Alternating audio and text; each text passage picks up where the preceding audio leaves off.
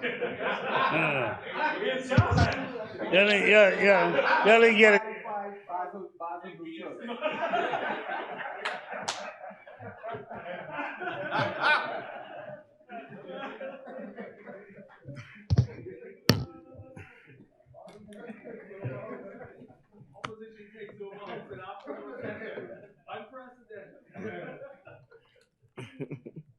Honorable members, at the break we were debating a compendium of bills. I presume we are now ready.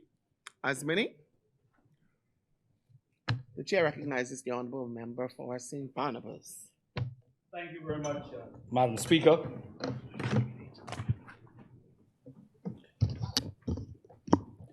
Madam Speaker, it's always a pleasure to have the opportunity to stand on my feet and represent the great people, the constituency of St. Barnabas.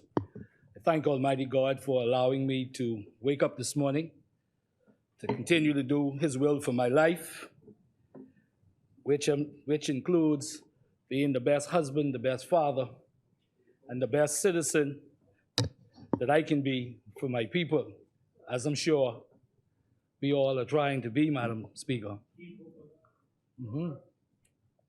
As long as there's breath in our body, honorable member.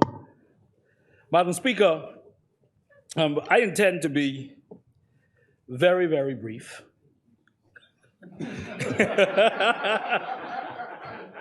My father, my parents taught me at an early age is you got to know sometimes when to talk long, sometimes when to talk short, and sometimes when not to speak at all, Madam Speaker. As I hear my colleague, Kenny Rogers put it another way, you got to know when to hold them, and know when to fool them, and know when to walk away, and know when to run. Of course, no doubt, no doubt. Are we in charge today?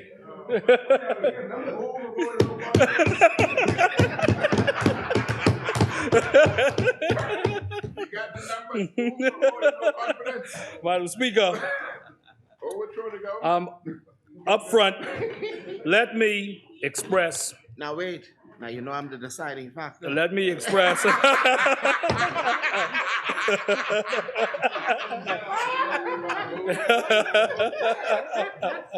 Madam Speaker, let me state up front my support for these important amendments that intends to bolster our financial services sector. Madam Speaker, we know how important that sector is to the economy of the Commonwealth of the Bahamas, and definitely a benefit to the Bahamian people. There are a few matters, Madam Speaker, that I wish to touch ever so slightly, Madam Speaker, as we talk about the importance of this to the financial services sector and the Bahamian economy at large, Madam Speaker. Madam Speaker, it is clear to the Bahamian people that this government lacks the creativity and ingenuity, Madam Speaker, as it relates to the economy of the Commonwealth of the Bahamas, and that they've anchored their economic policy on one filled with taxes and increase in fees to the Bahamian people, Madam Speaker. Madam Speaker, this side has consistently called for the government to take VAT off of bread basket items. We saw very recently that consumer prices continue to increase, yet the government has not shown any thought and real concern to take VAT off of bread basket items, Madam Speaker. And Madam Speaker, history will show that this has been the second time that the government, this PLP government, has put taxes on bread basket items. They did it in 2015, and they did it again in 2021. And Madam Speaker, as we prepare for the upcoming budget debate, this is one that myself and I'm sure the leader of the opposition and the other members will continue to talk about on behalf of the Bahamian people who continue to hurt as this government continues to show their inability to develop a strong, vibrant economy that benefits the small man, the working class Bahamians in our country. And what it continues to show, Madam Speaker, that the government does not have any real ideas as it relates to truly creating economic empowerment in the Commonwealth of the Bahamas, and that it is limited to taxes and increase in fees on the Bahamian people, Madam Speaker. The Bahamian people continue to ask what tax or what increase is next from this government.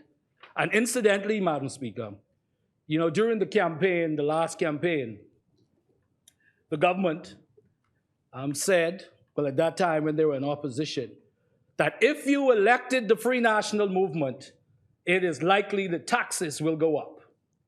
That was part of their campaign, that if you elect the Free National Movement, your taxes will go up.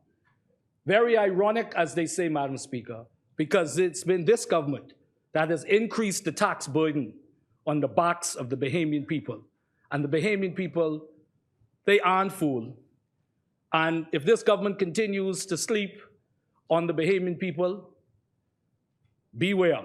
As Mama used to say, every shut eye ain't sleep. And the Bahamian people are watching, and they are talking that there is no relief under this current administration, under this current government, Madam Speaker. Madam Speaker, I would have spoken last week about another decision by the government that is quite disheartening and just very, very short-sighted and heartless. Not what the opposition says, but what persons are saying out in Bahamian society, particularly those directly impacted, and I'm talking about the members of the security branches of our country, Madam Speaker. This decision to cut the insurance benefits of future enlisting officers in our security branches. It is something that is not sitting well with the security branches. As we say, these persons who give their lives to the protection of the people of the Commonwealth of the Bahamas, who their families serve along with them. And every day since this decision has been made, and I'm sure it's happened to a number of members here, including members of the government, police officers, correctional services officers, members of the Royal Bahamas Defense Force have walked up and said they feel betrayed that this government would treat them this way. They talk about the great imbalance this will cause in the ranks, in the very security branches. One officer explained it this way, Madam Speaker. One officer explained it this way. So, Mr. Cartwright, can you imagine a year from now, 5 years from now, that my comrade and I are headed to use his words, to a situation that puts his life in jeopardy, by extension, makes their families very vulnerable. And my fellow officer says to me, well, you straight, your family straight, they taken care of, but my family ain't straight. See the problem that causes? That create that imbalance, in that case, in the Royal Bahamas Police Force. These men and women that give their lives and their families, but yet the government, by its decision, are saying to the security branches that, you know, we don't care about you that much. We are now going to take away a benefit that the organization has benefited from. And I've heard the government talk about, well, that ain't the set who they're now. We're talking about the set July 1st, that will enlist after July 1st. And the honorable member from Freetown stood on his feet, and he talked about affordability. But also, as this officer said, and while they are doing their jobs, they are they are voters too, and they watch the other issues. And they talk about how the government can spend $70 million on consultants, but yet, when it comes to the affordability issue, you deprive police officers, defense force officers, officers at the Correctional Services Department. It is wrong, Madam Speaker. And we encourage the government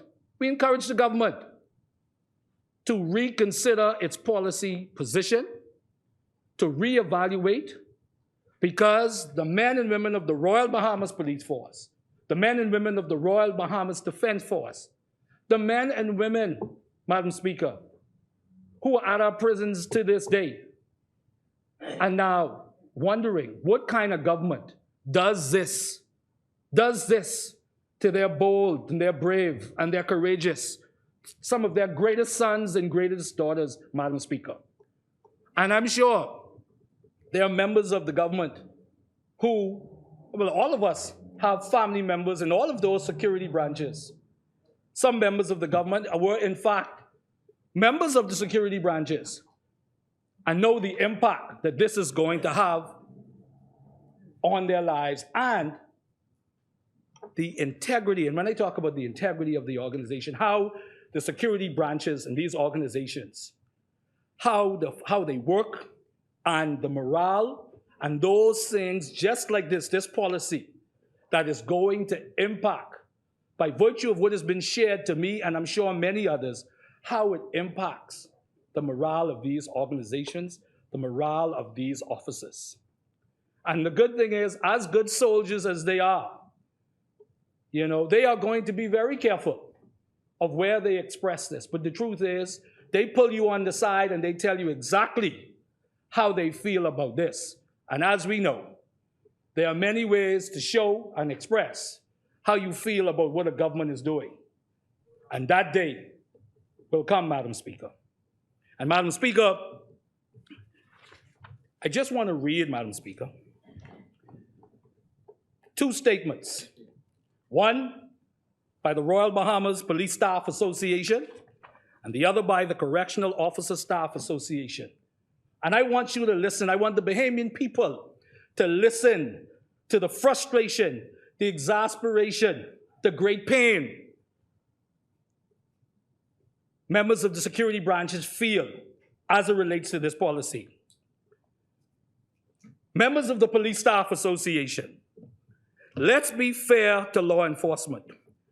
For as long as the executives of the Police Staff Association have been begging and pleading with government after government for vision and dental to be added to our insurance, it has always fallen on deaf ears. Government on both sides have long made promise after promise, but nothing has been done. In the upcoming budget, it finally seemed as though we were getting somewhere with the increase in salary for law enforcement recruits. But now, just look at it. They're taking it all right back, Madam Speaker. Many cannot afford to pay for family, to pay for dependents' insurance coverage. Where is the incentive? Instead of adding, they take away. Just look at what's going on around the Commonwealth of the Bahamas.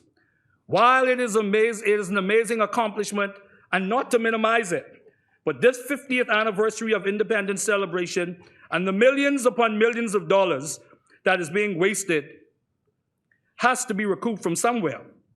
The first place they look to do so, as usual, is at the men and women that are depended on for the protection of the country, law enforcement.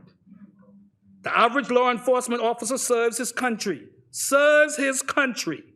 for 30 to 40 years and sometimes beyond. Whenever that officer retires, they have to pay out of pocket to remain insured. The Police Staff Association has presented governments past and present with an insurance proposal that would have saved them over $25 million a year, that would have given greater incentive to law enforcement. Hundreds of man-hours, research, comparative studies, and money were invested into getting the best insurance proposal for law enforcement, trying to get improvements across the board. But here we are. Where is the fairness for law enforcement? The Cabinet of the Bahamas has made a decision that will unilaterally affect the future of every law enforcement agency in the Commonwealth of the Bahamas without consulting any of the representative agencies. I repeat that again, Madam Speaker. Where is the fairness for law enforcement? The Cabinet of the Bahamas, this cabinet, this government, has made a decision that will unilaterally affect the future of every law enforcement agency in the Commonwealth of the Bahamas without consulting any of the representative agencies. With the level of crime facing the country, the government should be trying to incentivize law enforcement officers. But instead, they begin stripping away the few benefits that we do have. Selflessness. So these are officers who are enlisted. And the government thought that the set who are enlisted ain't gonna make no noise because they straight.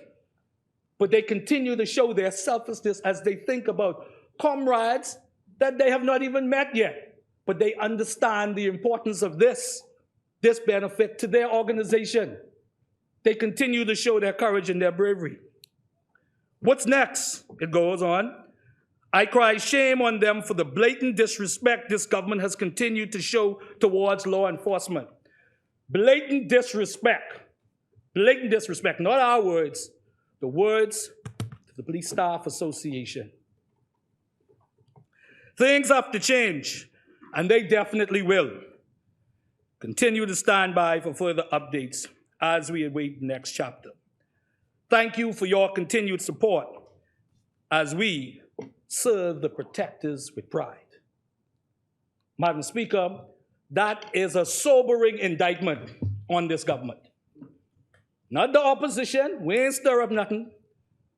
That's the members of the Royal Bahamas Police Force. And this is how they feel about this decision that this government has made. The government will answer for this. The government will. Madam Speaker, statement by the Correctional Officers Staff Association.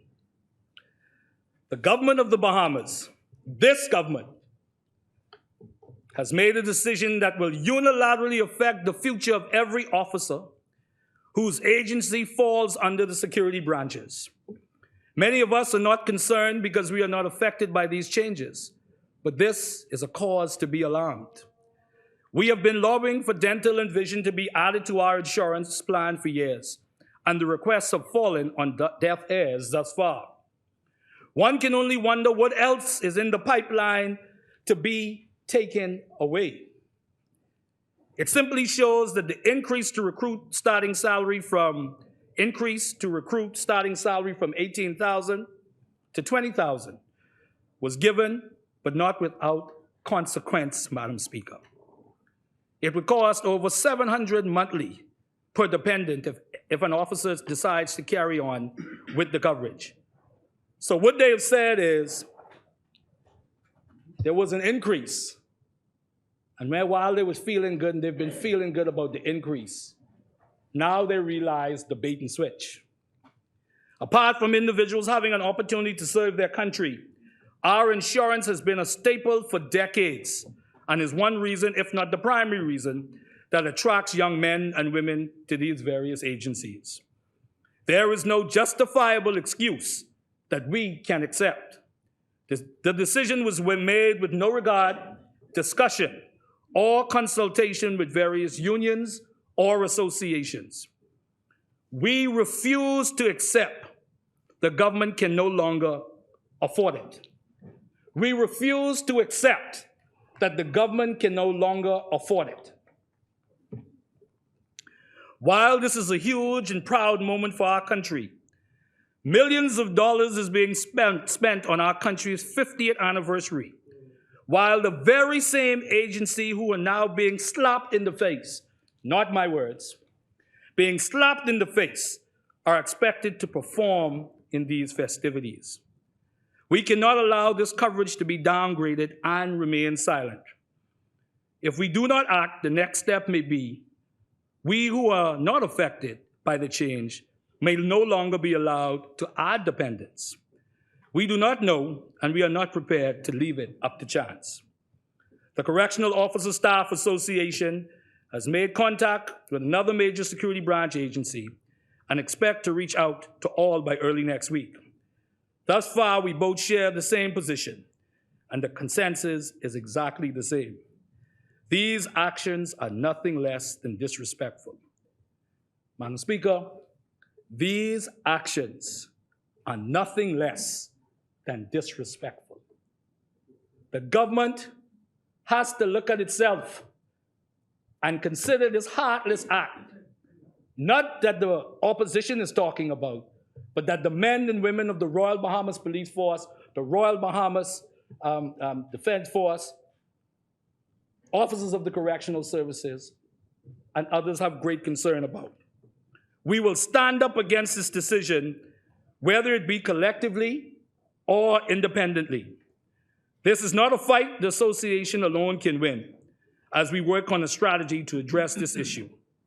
Madam Speaker, I thank the honorable members for their indulgence, but I thought it was very important to read these statements, Madam Speaker, to show again how our bravest sons and daughters feel betrayed by this government, feel betrayed. And the truth is, Madam Speaker, while there are all kinds of issues that run the gamut of being important and significant, nothing can be more important in my view and in our view than protecting and showing our loyalty and our support to the men and women who put their lives on the line every single day, Madam Speaker.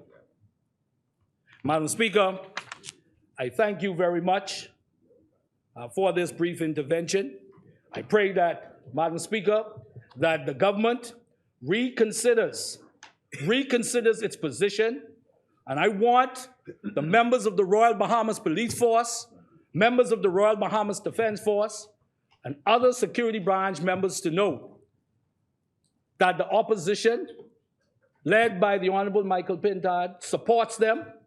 We believe that this position is heartless.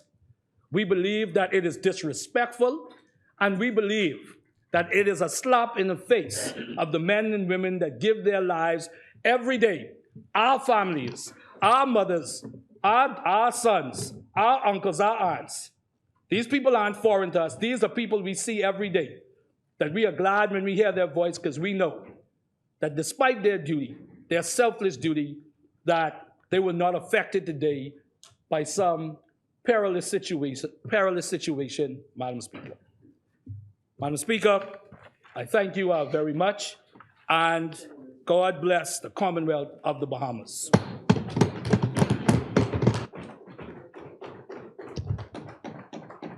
Thank you, Honorable Member. As many, the Chair recognizes the Honorable Member for South and Central Andros. Thank you, Madam Speaker.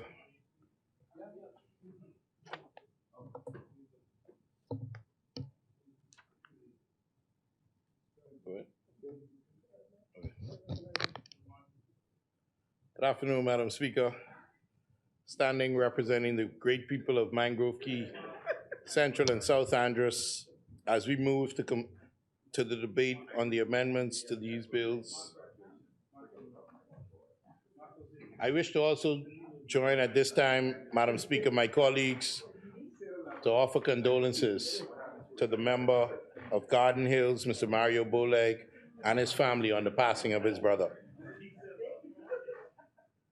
I wish, Madam Speaker, to highlight the 50th On Bay Festival next week that celebrates our culture and heritage as a nation. Madam Speaker, they may not have the crab run, but just after that festival being held next week, Monday, we have one of the best festivals and sloop sailing races starting Friday. Madam Speaker, in South Andros next weekend, we have the homecoming and regatta. And I want to invite persons for the weekend and also to a welcome party on that Friday. And anybody from the opposition side who wants to go to South Andros with me, inviting them this time to make sure that people are there to welcome them. they're a special guest of mine. Madam Speaker, I now turn to the bills, as everybody is eagerly awaiting, as we heard from the deputy leader, my good member for St. Barnabas, who didn't go deep into the bills, but only mentioned the names. The International Business Companies Act is the most common means of conducting offshore business activities in the Bahamas. The requirements for these IBCs are different than domestic companies in that they must have at least one director and one shareholder. Permission from the central bank is required if an IBC intends to do any business with Bahamian residents. The goal of the Bahamas International Business Companies Act is to provide for a person or a group of persons the ability to do through the vehicle of a corporate body the same things as a natural person. IBCs may rent office space in the Bahamas, use local professionals and registered agents, maintain Bahamian bank accounts, and own shares in other Bahamian companies. Madam Speaker, Bahamian law permits the formation of exempted limited partnerships, which are a type of limited liability company. The Exempted Limited Partnership Act sets forth the law on formation and operation of exempted limited partnerships, or ELPs. The ELP is a limited partnership consisting of one or more partners with limited liability and one or more partners with unlimited liability in relation to the debts of the partnership. A corporate body with or without limited liability or a partnership may be a general or limited partner in an ELP. An ELP allows for the skills of a general partner and the financial investment of a limited partner. At least one general partner must be a resident in the Bahamas, and any property owned in the name of the ELP is held by a general partner or held jointly by several partners in a trust. Alternatively, Madam Speaker, one general partner may be a foreign company registered in the Bahamas pursuant to Part 6 of the Companies Act, or a company incorporated under the International Business Companies Act or the Companies Act. Our laws impose specific restrictions on how exempted limited partnerships engage in business. ELPs cannot do business with the general public in the Bahamas except as needed to carry on businesses in other countries. ELPA, Section 4, the only exemption and exception to the law is doing business with other companies or international business companies. As we look to amend these bills, Madam Speaker, we underscore the importance of an ELP to continue doing business as either a limited partnership or an IBC. Madam Speaker, there are several considerations that these corporate bodies factor in the decision to extend their ELP, which are: why continue or migrate to another jurisdiction? How a continuation may affect creditors, partners, shareholders, and practical considerations pertaining to property and debts.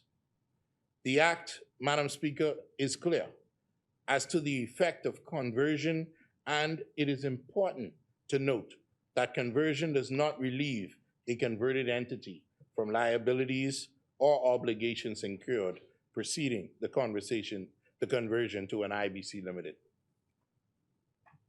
partnership, or, as I will briefly discuss, an investment condominium. Madam Speaker, this New Day government has also included a clause to allow for the conversion of an ELP to an ICON, or an investment condominium.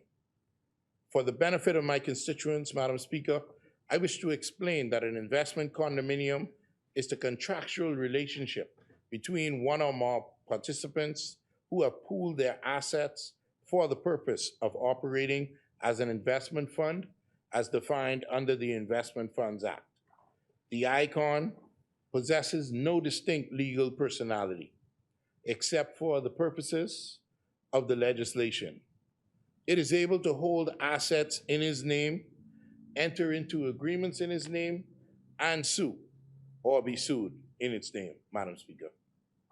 The lack of legal personality is addressed by the appointment of an administrator that is empowered to transact in its name and represent and bind the icon. Madam Speaker, ELPs are usually recommended in family-owned businesses, estate planning and trusts, some professional businesses, and commercial real estate projects. However, the conversion of an ELP offers flexibility when undertaking a restructuring exercise, as the ELP will now have a separate and legal identity as either an IBC, an ICON, or a limited partnership in another jurisdiction. Madam Speaker, the amendments to these bills strengthen the legal framework of the existing bills. They also contribute to our country's reputation as a business-friendly jurisdiction with a well-developed services sector, which maintains our attractiveness for investments and business development. These amendments demonstrate our country's understanding of the regulatory environment and the needs of clients in the financial services sector. The success of our business and corporate sector relies on our ability to develop market-responsive and innovative products while safeguarding legal compliance. It is with these tenets, Madam Speaker, that I declare my support for these amendments on behalf of the people in Mangrove Key, Central, and South Andrews. Thank you, Madam Speaker.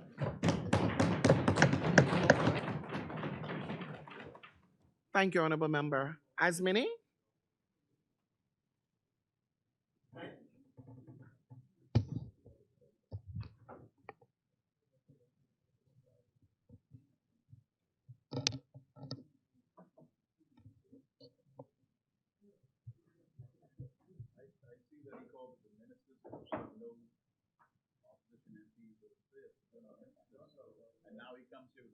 The chair recognizes the Honorable Member for Marco City.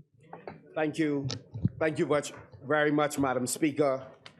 Thank God for this opportunity to be in the House once again and say a special thank you to the residents of Marco City for giving me this opportunity to once again share their views and to work towards their dreams and aspirations. Madam Speaker, I would like to say a special hello to my mother, who I'm certain is watching television at this moment, to say how much I love her and appreciate her for her continued sacrifice, not just on my behalf, but on so many others' behalf. Love you, Mom. Madam Speaker, we support the pieces of legislation that have been brought here today. It has been clearly outlined that these pieces of legislation, Madam Speaker, has been in the works for some time. They are driven by the private sector. They've been worked on while we were last in government. And of course, this administration has continued to work on them and have brought them to this place in order for us to stay on the cutting edge and to be responsive to the demands of the financial services market. We support these pieces of legislation. We believe anything that contributes toward greater ownership by Bahamians, Madam Speaker, is a good thing. And in this regard, we support both of these pieces of legislation. Madam Speaker, let me comment for a moment on some matters that are occurring in Grand Bahama that are of significant concern to so many of the residents who we work with on a daily basis.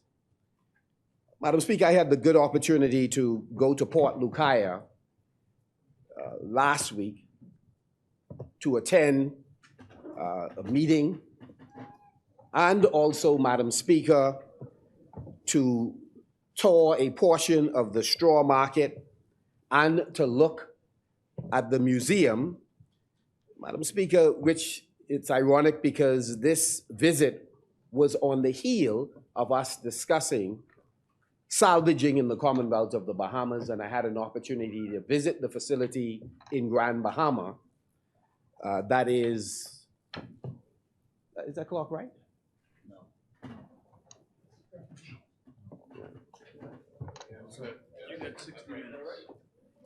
Thank you very much.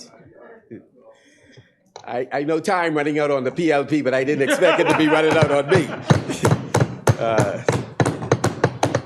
So thank you for resetting the time. Thank you very much. Thank you very much. We only deal with front and center, my brother. Madam Speaker, the member for St. Barnabas talked about the fact that the various associations relative to law enforcement considered what small increment was provided to them by this administration and later realized that this was a setup for a take back. And it reminded me of a popular refrain at funerals, Madam Speaker, that I wish to paraphrase: the PLP give it and the PLP take it away. Sad are the things they do, Madam Speaker. And we've been saying this for quite some time. That's right. That they would come and introduce a piece of legislation and talk about how they are empowering the vulnerable, and then they would turn right around and raise fuel costs by 163%, which then translate into a 35% all the way up to close to 100% increase in electricity on both residents and middle class families and businesses, Madam Speaker. The PLP give it and the PLP take it away. Sad be the things they do. Madam Speaker, in so many different ways, we have made the point that this is a tax and spend administration. And as if we have amnesia, they would then challenge us, because it sounds so terrible when they hear it, they would challenge us on a point of order to name the taxes, and then they would quietly retreat in their chairs when the list starts to get entirely too long, Madam Speaker. In Grand Bahama, I was saying that I had a chance to visit Port Lukaya. And Madam Speaker, in much the same way the vendors here in New Providence are concerned about not being advised properly and in a timely basis, what will happen to them, for example, just in preparation for the opening of the port. Incidentally, this is the port that many of the ministers will attend its opening this week, the same port that they see as a complete strip away of the people's patrimony, but they're going to attend. And if one or two don't attend, their surrogates will be there to represent them. And so, Madam Speaker, another one of the members, the member for Centerville, Madam Speaker, made the point in the last sitting, Madam Speaker, that that they wonder about the value or the impact of those persons coming in on Bay Street. Went on to talk about the state of Bay Street, how bad it was, and in the state of disrepair, which we agree, Madam Speaker. However, there's an opportunity in a cabinet meeting to discuss those issues, to lay out the strategic plan for the transformation of Bay Street, and to get the information on the impact of that 25,000 plus persons per month who are coming and spilling onto Bay Street and spending money.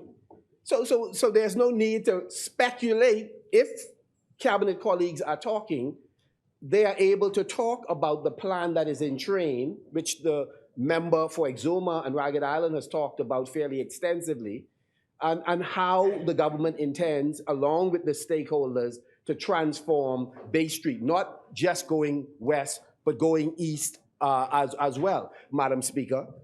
They are in the chair and should speak as if they have a series of plans in train to transform the area. But Madam Speaker, in much the same way the vendors here are concerned, in Grand Bahama, Port Lucaya has some very serious challenges. Madam Speaker, I've had to intervene, and I'm sure my colleagues have as well, on more than one occasion to petition on behalf of residents who feel as if they are being badly treated at Port Lucaya, particularly persons in the market.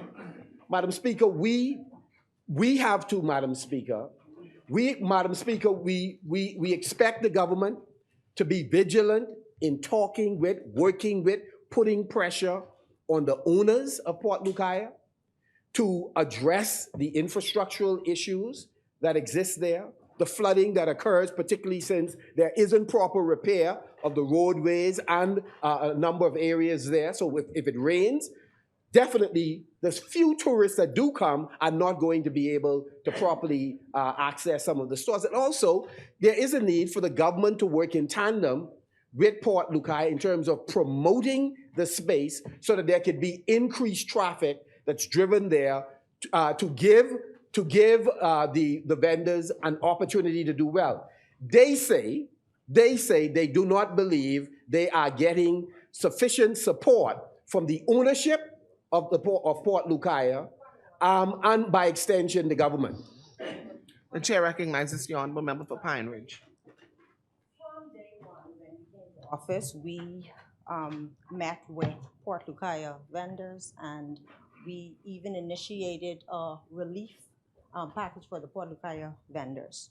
The Minister of Tourism and Deputy Prime Minister, would have already met with cruise line executives as well to encourage additional cruise calls to the Port Lucaya area. We have also done a series of entertainment in collaboration with Port Lucaya Marketplace, Ministry of Tourism, Ministry of Grammar, and Port Lucaya to bring more activity there in the Port Lucaya area. So we have been consistently engaged with the vendors in Port Lucaya Marketplace. So to say government needs to do more, we have been doing more. We have also been trying to get additional, like I said, cruise calls there. And so I would say that we have been fully engaged. Again, I agree there, the Port Lucaya Marketplace owners need to do more, but government have been doing our part. Madam Speaker, it would be wonderful if the minister would tell the vendors of what is being done, because again, Madam Speaker, just within the last 24 hours, a number of the vendors have certainly been speaking publicly about no, it has to be a point of order. I mean, I've heard the clarification, so I'm trying to respond. But if you have a point of order, I would yield. Yeah. So, well, again, Madam Speaker, in the last 24 hours, vendors have been indicating the tremendous challenges that they have. I walk through the market. Madam Speaker, the Bahamas is what it is, so you understand the politics. As I move from vendor to vendor, Bahamians are not bashful, so they are willing to say who their allegiance are to. And we missed no one who wasn't prepared to just speak candidly. And Madam Speaker, when persons spoke, they shared what their gripes were. And their gripes are strong. They feel that there is insufficient attention being paid to their concerns, whether it's around the flooding, whether it's around being able to access resources, in some cases, to even replenish their goods. I believe they talked about a $500 subvention that was given, which we believe every penny counts. And so we don't downplay the value of that. I know when Minister Thompson was in the chair, for a number of the vendors, not all of them, $5,000 was made available through a grant program, Madam Speaker. We have to look at creative ways of driving traffic to the location, working with vendors in terms of some of them even converting to creating indigenous Bahamian products that can, Madam Speaker, be exported even to other islands, finding additional ways to empower vendors, to let them know that we have their back in the event that the owners or the operators of Port Lucaya are behaving in a manner that it negatively affects vendors' emotional and mental state, and of course, their livelihood. And so, Madam Speaker, we implore the government to be even more vigilant, to do not interpret the cries for help as being not valid because you believe you've done the best you can. Quality customer service is satisfying customers' needs, desires, and expectations in a consistent and dependable manner. And it's not your perception of how good your service is that matters. It's what they perceive. And right now they perceive that not enough is being done, either by government or the ownership of Port Lukaya in terms of helping, particularly on the promotional front, of driving traffic to the location. I intervened, Madam Speaker, some time ago, even asking for assistance in permitting working with the hotel that the government now owns and is unable to sell for almost 2 years, to work with the government to make sure, Madam Speaker, we all promised to sell it fairly quickly and was unsuccessful. So, Madam Speaker, to get the traffic that comes to that area, that if they wanted to use the beach, the vendors felt that there was a way they could have created a pathway rather than all the way up by the police station to walk around the edge on rocky ground in order to access the beach. The chair recognizes the honorable member for Pine Ridge. This at the Grand Lucayan is currently going on as we speak. And that's being done by members of the beautiful Grandmama team. So that is something that should be coming on board pretty shortly. But we are working on both the beach access at the police station and both the beach access through the Grand Lucayan waterway. Thank you, honorable member. Madam Speaker, we're pleased that a request almost 2 years ago is now taking root, Madam Speaker. And so, but we are particularly concerned, Madam Speaker. And so this is a serious matter in Grand Bahama. Madam Speaker, another matter that is of significant importance in Grand Bahama is for the government to move ahead and pass the bylaws that we were mandated when we were in government to address. And the then Prime Minister made it a point that we had a subcommittee of cabinet that addressed the issue. The member for East Grand Bahama, myself, and others, and the member of Parliament then for Marathon spent a tremendous amount of time with an eminently qualified legal team, with officials and owners from the Grand Bahama Port Authority working on this matter. That is a matter that's important, Madam Speaker, not just for the transformation of the island. In fact, we felt as if the amount of work that had already been done, that it's pretty much ready to go. And so we recommend that you just take carriage of it and pass it. So let me just mention a couple of benefits of it. One, Madam Speaker, there seem to be insufficient teeth in the present regulations that the Grand Bahama Port Authority and associated companies have. So what we have in Grand Bahama is for buildings that have fallen into a state of disrepair, that's an eyesore, that's a disincentive to potential investors, are unable to be moved without the potential of legal repercussions. And so the bylaws will then give authority to remove them, Madam Speaker, and also the possibility of possessing them, selling, and making sure that the cost for demolition is defrayed, and then we have to make a determination on who then has carriage of the remaining resources. The other thing, Madam Speaker, is in Grand Bahama, there is an issue, Madam Speaker, where projects have been held up according to investors because there was an impasse between environmental health in New Providence or nationally and in Freeport. And so, Madam Speaker, the bylaws are critical, and we ask that they move post-haste to address the issue of bylaws. What is also important, Madam Speaker, is the role and future of the Grand Bahama Port Authority. We, myself and the member for East Grand Bahama, is on record having spoken a number of times on this issue, that we believe in the absence of the Grand Bahama Port Authority showing the wherewithal to attract very serious resources or to spend more of the resources that they have, we have to take another look at that, and we would strongly encourage them to look for strategic partners or to give consideration to divesting if they do not believe they have the wherewithal to move this process along. we have heard substantial discussions around the issue of the government's interest in it. And we are on record as saying that we do not believe, if it is being contemplated, I'm sure the Prime Minister would be able to clarify, if they're contemplating, I said on Friday night in our meeting, speaking to more than 200 persons in West, Grand Bahama, and Central, that we do not support any acquisition by central government and a flip to somebody else. However, we do not support the Grand Bahama Port Authority being in a holding pattern at this time. There has to be greater dialogue between central government and the Grand Bahama Port Authority. There has to be greater discussion between the industrial companies and the government and the Grand Bahama Port Authority. And we need the minister to be deeply engaged in those discussions, Madam Speaker. The people of Grand Bahama has substantial challenges in this regard, Madam Speaker. And we do not believe we believe that there has to be a discussion about whether persons holding thousands and thousands of acres should be able, Madam Speaker, to not engage in sales because they may be thinking generationally when we need to spur on development, Madam Speaker. Those things that could stimulate second home ownership, that you could sell properties that you're holding as a massive parcel into smaller portions that people may be interested in. If in fact that is what is occurring, Madam Speaker, we frown on that, and we believe that pressure has to be brought to bear, that persons develop, or we have to give consideration on how else we are going to deal with those large tracts of land.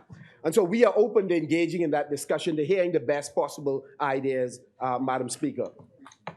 Yes. And so, Madam Speaker, we have also expressed on the record here in the House the concern about the increase in the cost of water in Grand Bahama, given the challenges that residents in Grand Bahama have been having, given the fact too, Madam Speaker, that persons, there has to be a greater education campaign around the water. We believe the quality of the water has improved since Dorian, but of course we are prepared to work with the utility company so that we can better promote that fact, because there's also still a concern about the quality of water, and we want to make sure you increase, if the price as it is being increased, we want to make sure that people are getting value, Madam Speaker, for money.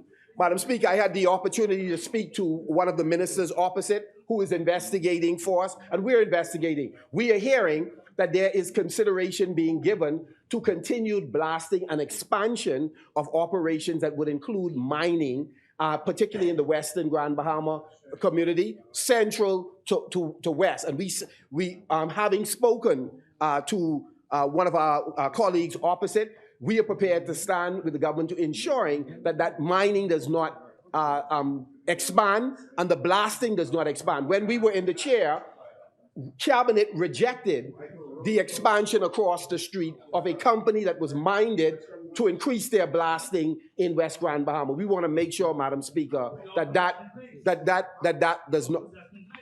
does not happen. We said no more. We stopped it. Madam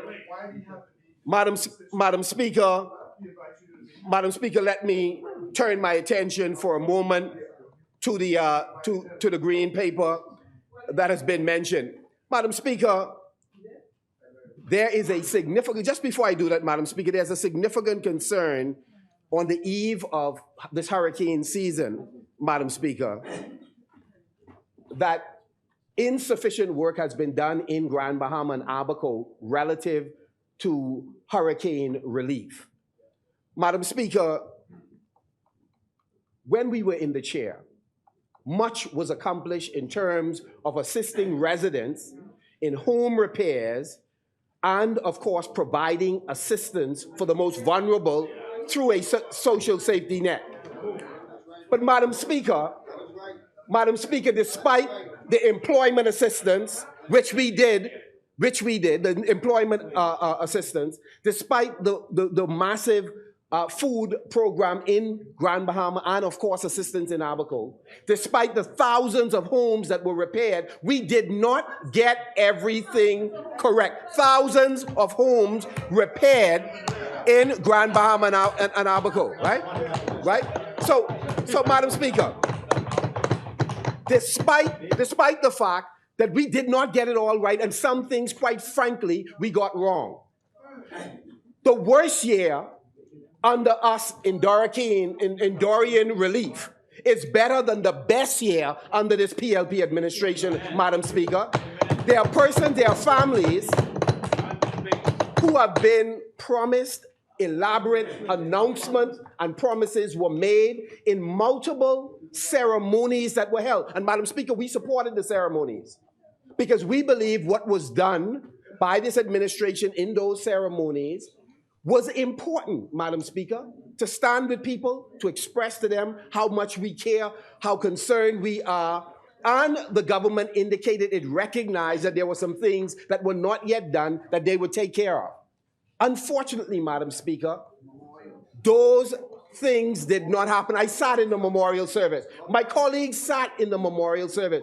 Specific things were promised, inclusive of repairs, inclusive of construction of facilities, inclusive of making sure that hurricane shelters would be constructed. And Madam Speaker, to date, there has been scarce physical, tangible manifestation of those promises, Madam Speaker.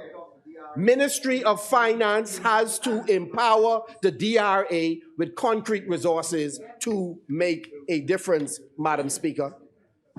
And so, Madam Speaker, let me turn my attention, Madam Speaker, to the, clearly we are aware, Madam Speaker, that the government is having challenges, obviously, Madam Speaker, in getting the public, in getting rating agencies, in getting investors to fully appreciate two things, Madam Speaker, because some things don't jive, they just don't add up.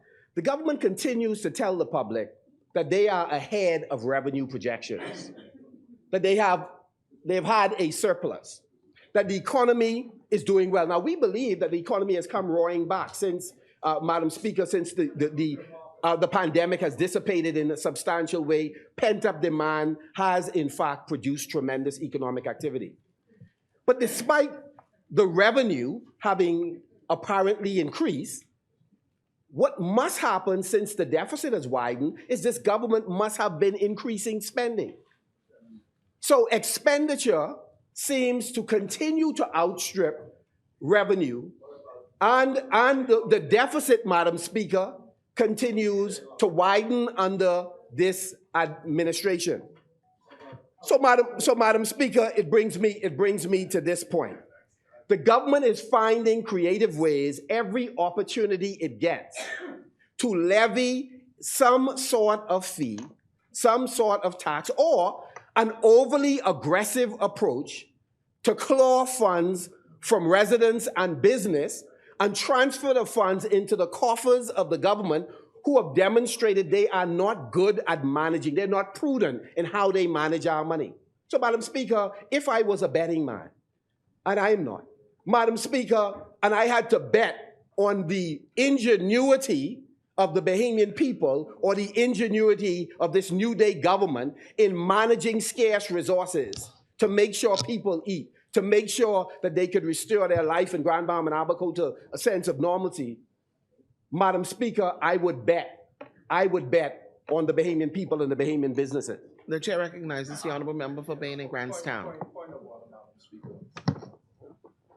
Sometimes I have an opportunity to sit in the meetings where we discuss matters related to revenue and expenditure. And Madam Speaker, I can say, with respect to the statement that was made by the member from Marco City, that yes, there may have been an increase in expenditure, but I think it's important for the Bahamian people to know and to recognize that the increase in expenditure was as a result of bills that were not paid by the former administration. As a result, we had to make certain that we incorporated those bills in this fiscal year, and hence you see the increase in expenditure. But all of that was based on the fact that those bills were not paid in the previous administration. Thank you, Madam Speaker. Yeah, Madam Speaker, we thank the member for Bain and Grandstown very much for a continuous chorus by every administration. We came in and paid off, I think it was more than $600 million worth of outstanding debt that we met in place. Madam Speaker, this is, so it's not news.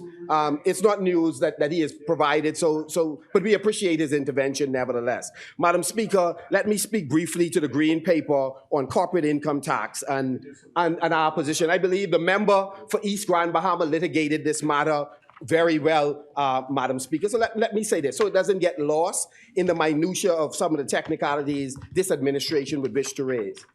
We're going into a budget exercise. It's a simple thing. We, Madam Speaker, earn a certain amount and we spend a certain amount. This country is accustomed to spending more than we earn, and we end up with a deficit. Madam Speaker, the way government earns money is through taxation. Madam Speaker, and many of the persons who work extremely hard, Madam Speaker, to make it rain in this country, to employ persons, to generate wealth and ownership for themselves and by extension others, seem to be sick and tired of government being able to make ill-advised decisions that cost residents and business persons, and then turn around and go back to the very persons who they cost and then tax them to get more money to repeat the vicious cycle. So, Madam Speaker, here is the issue for us. The statement, certainly, Madam Speaker, that I made, let me encapsulate it this way. This administration is on record as supporting an overhaul of the tax system. I myself and the member for East Grand Bahama on multiple occasions have mentioned we believe that there needs to be widespread consultation and discussion to arrive at a more equitable tax system in the Bahamas. I have not backpedaled from that position, Madam Speaker. We believe that that's important. So, of course, we support any green paper that advances that discussion. That's not the issue. We support the release. In this case, the leaked green paper. We support that, Madam Speaker. We support having the discussion. However, Madam Speaker, what we said, and we stand by it, Madam Speaker, we do not believe that there should be a narrow, whenever the government gets from green paper to white paper, there should be not a narrow prescription on how to address our taxation issue. It has to be a holistic approach. And so, Madam Speaker, I'm going to table one of the articles under the title, We Are in Crisis, Pintage Calls for Reconsideration of VAT Regime and COVID Protocols, where I clearly comment, Madam Speaker, that there needs to be a comprehensive look at our tax system. And this, Madam Speaker, I'm long on record in this regard, Madam Speaker, carried no less than the Guardian. Madam Speaker, look at God. And so, Madam Speaker, those making critiques have clearly not paid sufficient attention to the comments that we have made on tax reform. Madam Speaker, under the previous F&M government, the government engaged Deloitte in order to examine the prospect of reform of the business license tax regime and prospects for replacing the same system with a fairer and more equitable tax system for businesses. Madam Speaker, there was and is a clear understanding that the current business license regime needs reform. Further, Madam Speaker, it was the F&M that committed the country to a global treaty on a common tax for large businesses. So I heard the member for Centerville made reference seeking to give the public the impression that I was backpedaling from that. Madam Speaker, my discussion was about taxation on local Bahamian businesses, which I'll come to in a moment, Madam Speaker. So Madam Speaker, neither then nor now do we oppose the exploration of the concept of a corporate tax regime. What we are saying, Madam Speaker, and let me emphasize unapologetically, that we oppose, Madam Speaker, any major, because we understand the PLP has a different notion of major than we do, major tax reform that does not include, Madam Speaker, looking at our fiscal infrastructure and making the necessary changes there. Madam Speaker, several experts this week made similar comments concerning the need to do other things. The chamber talked about there has to be running concurrently with what is being discussed, the options being discussed in the green paper. There has to be an overhaul of the business license regime. And of course, one of the members, prominent members of BICA also weighed in on the need for comprehensive adjustments to be made in other areas alongside what is being proposed in the green paper. The green paper, Madam Speaker, sets out a key objective to raise, and this is the point that was raised by the member for East Grand Bahama as well. In the green paper, this government clearly signals that it intends to raise substantial new revenue, which means a part of the aim of this entire exercise, Madam Speaker, is for this government to extract more monies from businesses. Madam Speaker, we understand there's going to be a discussion. We know there will be quite a bit of debate, but we reserve the right as an opposition to weigh in early, to have discussion with different stakeholders, and to weigh in again on this issue.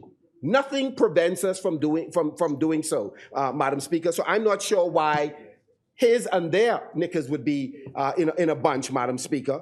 And so, Madam Speaker, we want to be clear.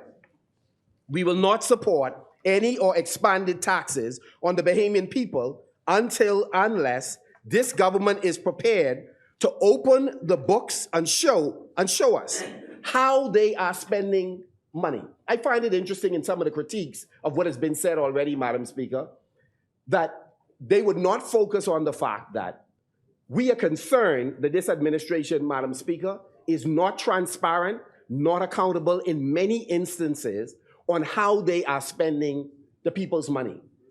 Do you really want to continue putting more money in the hands of folks who don't feel they need to comply with the Procurement Act, who don't feel they need to disclose settlements, Madam Speaker, that they are engaging in, who don't feel, Madam Speaker, that they have an obligation, Madam Speaker, to explain when they single source contracts as opposed to put the contracts out to bid, Madam Speaker.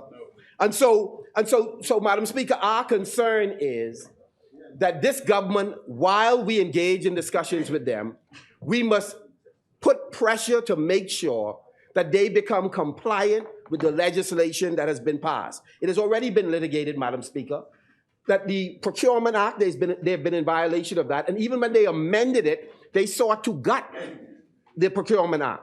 They sought to weaken the Public Financial Management Act. Madam Speaker, they have been so disrespectful that they are not prepared to answer questions through the PAC.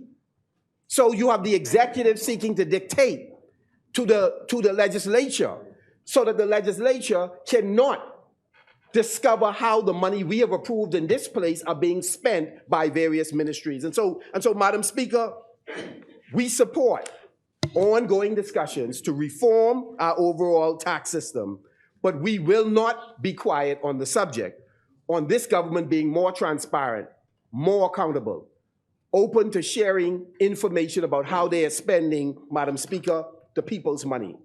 And so, Madam Speaker, as I take my seat, I close by saying we intend, in a more fulsome way, to release a comprehensive response to this green paper, but to make the point that while we are open to a discussion about corporate minimum tax, Madam Speaker, what we are not prepared to do, Madam Speaker, is give this government a blank check. They do not do well, Madam Speaker, with checks in their possession. This may be precisely why Central Bank believes we need to go digitally. Madam Speaker, The chair recognizes the honourable member for Caroline and Ramkins. What blank check? Did we ask for any blank check?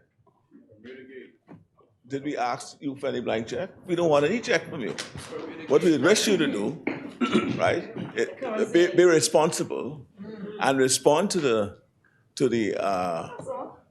green paper, putting in your suggestions, pointing out pitfalls that you think may be there. That's why the document is out. So you don't have to grandstand. and try to and take it as a debate. We're not debating the paper. The paper is out there for you to provide your comments as the document requires. It is consultative. So you don't have to come in here and talk about giving the PLP a blank check or giving this government a blank check. That's not the issue. We want you to be responsible and provide your responsible comments on what you said we need to be, a new tax regime, or the tax regime needs to be reformed. Tell us how you wish to see it done, and we'll take that into account. Now, I'll take Thank your you very blank. much, I will Member take for it. Cat Island, Thank you, Rumkey, Honourable Member. and St. Pablo. Madam Speaker, Madam Speaker, just for, if with your indulgence, for just 2 more minutes, just to wrap up, Madam Speaker. Madam Speaker, Madam Speaker, a blank check. Madam Speaker, a blank check. Yes, Madam Speaker, a blank check is the equivalent of extracting more resources from the Bahamian people and putting it in the hands of an administration that has clearly demonstrated they do not intend to exercise good fiscal discipline in how they expend our monies. Madam Speaker, I close only by encouraging the Prime Minister and colleagues to meet. I was advised, Madam Speaker, by some members of the petroleum dealers that they've been waiting now for roughly 7 weeks, that proposals have been exchanged between the government and the dealers. They are simply waiting, unless something has happened over the course of the last few hours, Madam Speaker, and I trust maybe today they were able to solve the problem, that the government ought to meet with them. Apparently there is a tentative agreement on the table so that we are able to get past this impasse. And Madam Speaker, a final note on consultation. It is wonderful that we have a green paper. It is most unfortunate the government didn't consider that when they were dealing with the pharmacies, when they were dealing with the food retailers and wholesalers, because they do not have a good record, you know, Madam Speaker, on consultation. And so it is a wonderful thing that this paper came out and have brought us to this point. Thank you very much, Madam Speaker. Thank you, Honourable Member. As many, the Chair recognizes the Honourable Member for Engliston. Thank you very much, Madam Speaker. Madam Speaker, it's my honor and privilege to rise on behalf of the people of Engliston. Who getting the nomination? Which one?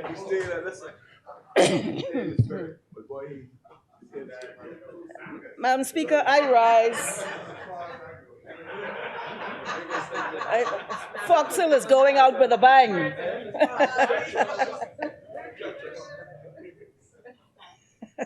I rise to contribute to this debate on the amendments to the Exempted Limited Partnership Amendment Bill 2023 and the International Business Companies Amendment Bill 2023.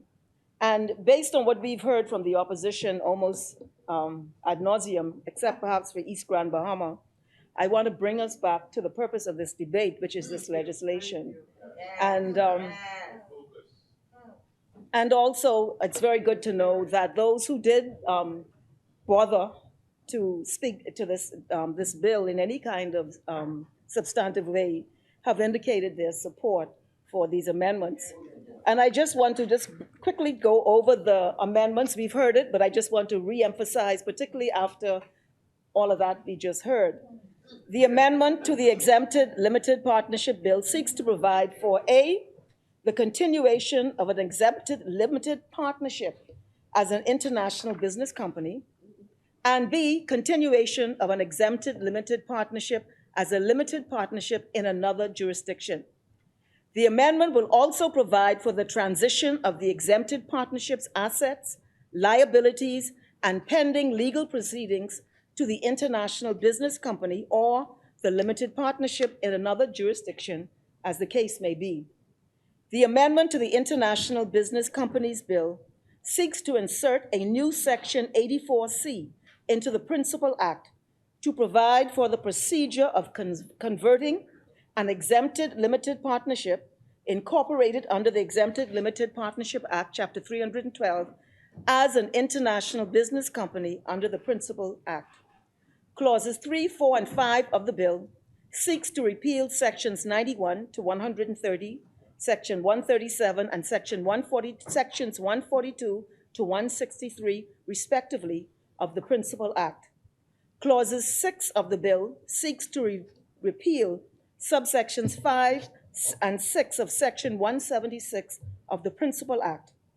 Subsections 5 and 6 provide that the minister may by order amend the first schedule to the Principal Act, and that a resolution of the House of Assembly is required to effect those changes by the minister.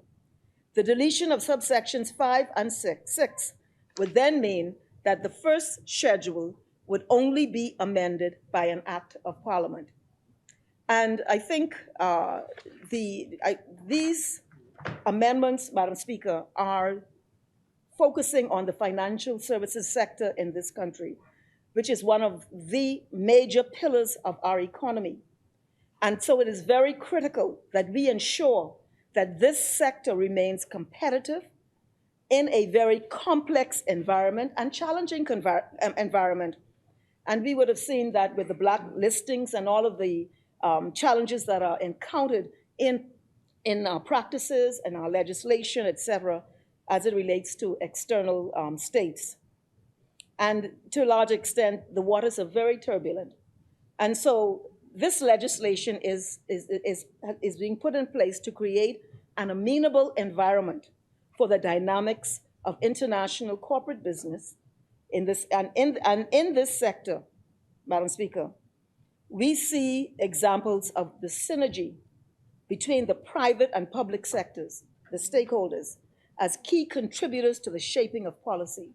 This is a very, very important observation of what happens in our financial services sector.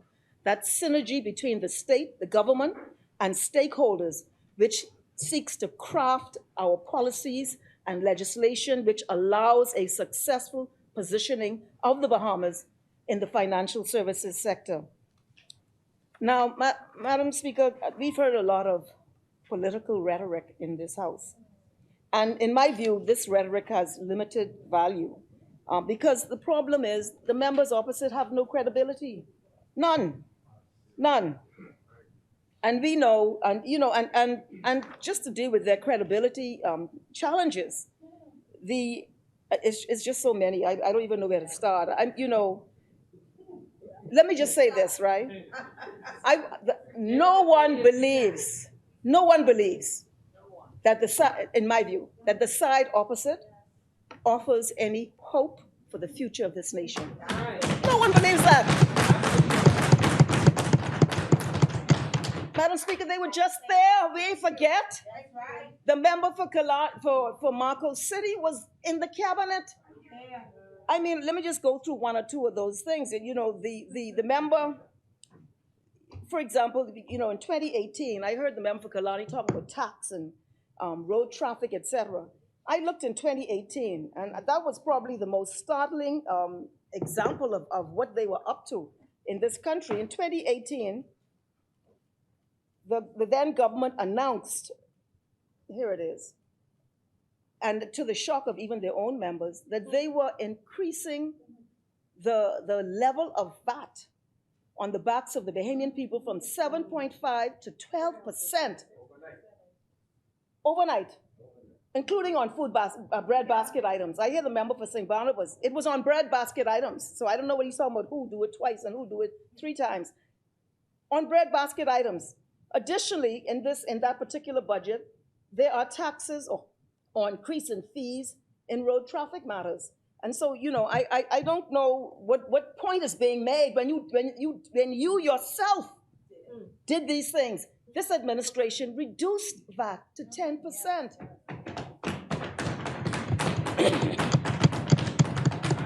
The member for Marco City talked about the recovery efforts of Dorian.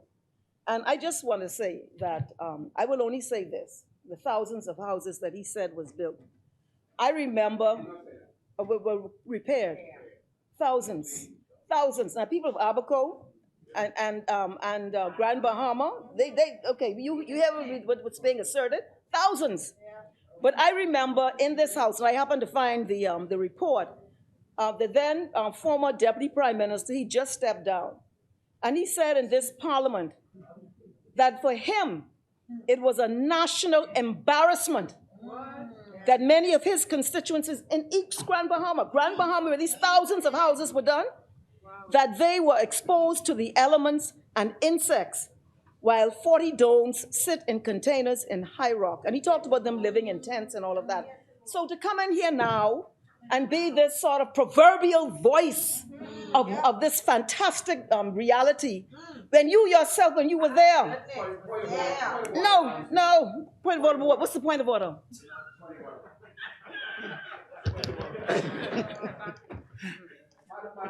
The chair recognizes the honorable member from Very much, Madam Speaker, and thanks to the member of Angliston for so graciously yielding. Madam Speaker, we believe, and the member is going to seek to get the report just so we can lay it for you. I've said on more than one occasion, on this side, we know how to concede when we believe, Madam Speaker, we've not gotten it right entirely or we have made mistakes. We've done that more times than not. This administration doesn't know how to do that. Madam Speaker, we have issued checks to families, 2,500, 5,000, 7,500, 10,000, and the numbers are large, and we're going to get the numbers for you. So, Madam Speaker, this is not about talking about some fantastic thing. The work was undone. The work was undone. What I did say, and I'll take my seat, what I did say is that under the worst period of our recovery effort, it is better than the best in the last 2 years. That's the point that I made. That's the point that I made. No, we didn't get it all right, but you definitely ain't getting it right. You're not getting it right. Calm down. Let me just say, right, I know what you say, but this is what the member of parliament, then member of parliament for East Grand Bahama said. He said that 20 containers, these were donated. You didn't even have to build, repair nothing. 20 containers, home donated by MSC Foundation. He said that they're damaged and strewn around Proceedings Key, and is nothing less than what I call a national embarrassment. I'm sorry, I call it like it is. This is the report speaks to this, and he goes on. He says that they were intended to provide immediate relief to remain in trailers on the High Rock Community Park. So anyway, the bottom line is you weren't even required to make a repair. You just had to move the domes from one place to another, and that did not happen. So I hear the claim of thousands of homes repaired, but the people of those communities are the judges. They are the judges.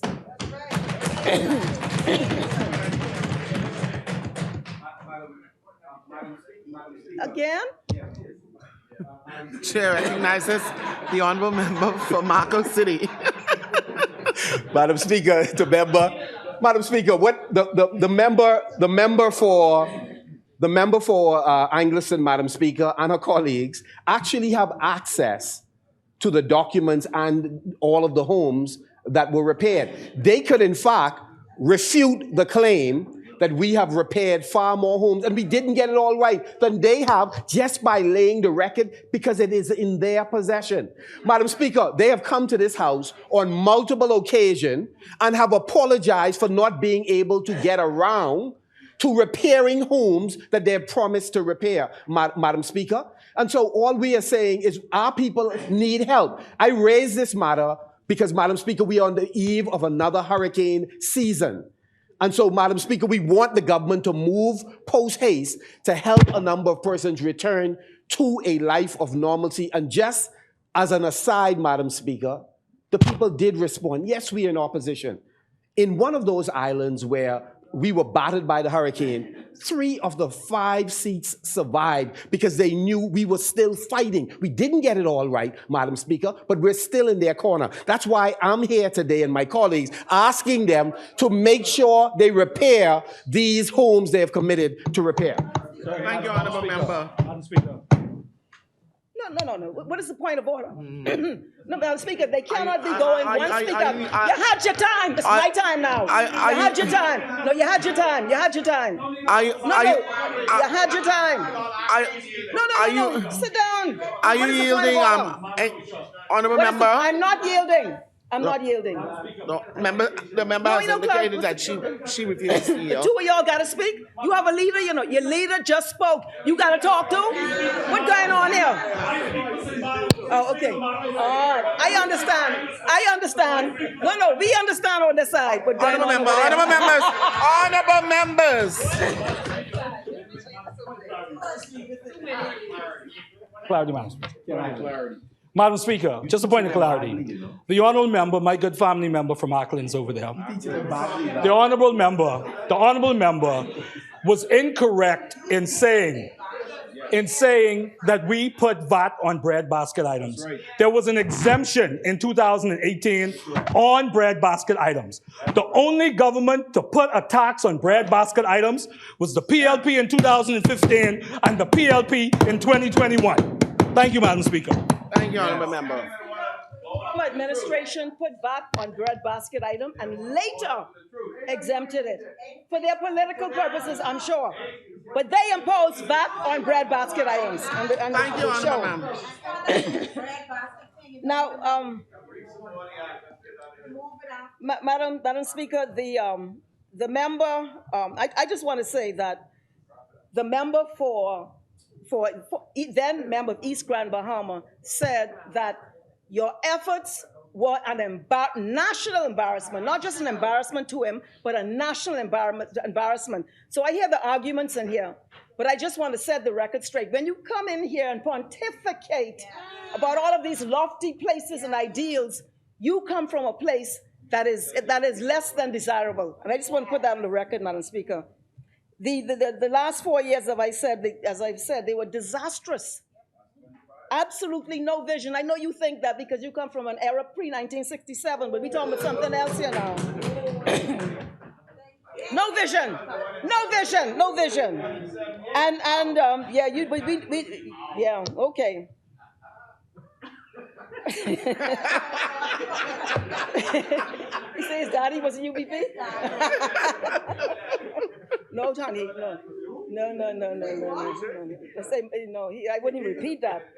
He's talking about his daddy, but we don't bring his parents into this. We can let him stand on his own 2 feet, pre-67. So, Madam Speaker, this was during their period in office, this was a time of acute suffering in this country. The people have not forgotten. They have not forgotten. So I want to urge, when you talk about the Procurement Act, you had 4 years in governance, gave out contracts here, there, in the millions, You didn't think you needed a Procurement Act. Procurement Act then comes when you are about to leave office, and then you come in this house and talk about a Procurement Act. This administration has explained. No, you don't have to get up now.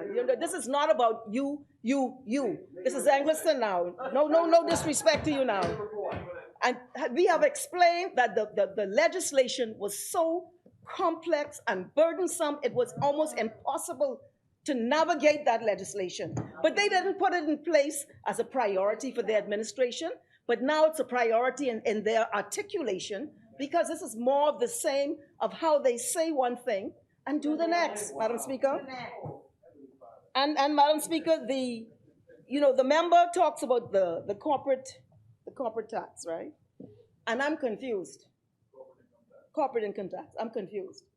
Because I read the statement of the member for Marco City, and I think I have it here. And he said, let me find it quickly. No, that's okay. In the statement, he indicates that apparently that there is some convention that nobody seems to know about. A green paper, and you just Google it. All you do is Google green paper. It's a paper that is prepared by a public servant, which is circulated for dialogue. So if you have contributions to make, say it. But you not only did you not do that, you went further and indicated, from what I saw, and I got to find to say it right, you indicated an objection to the what was being proposed. I'll find it. An objection, but now we're in here, and we heard the member for East Grand Bahama, who I know decided he's coming in here to do some damage control, because he knew that this process was commenced by the Free National Movement before they lost office. And so he wanted to put in a context that would not leave the party completely exposed by the comments of the now leader. And so another example, where you can say anything almost, you know? The chair recognizes the Honorable Member for Marco City. Madam Speaker, all of us are aware of the process that we started. And so we don't run from that. And the member just clarified in his comments that when you look at Pillar 1, that is something we signed on to. That's clear. So there's no controversy there, nothing complex about that. We initiated but did not complete the process around Pillar 2. This government continued. So the member could distract all she wants from the point that I made, but I want to read into the record, Madam Speaker, comments that I've made that refutes what has been said. Madam Speaker, we are willing. This is from the article that I referenced earlier. I didn't read the content, but I'll read it, and I've signed it to be laid. We are willing to work with the government to come up with a comprehensive tax policy plan that would enable us to take the burden that VAT, which is a regressive tax, has placed on the Bahamian people, first by the PLP government, and then secondly by the FNM when it was increased to 12%, he said.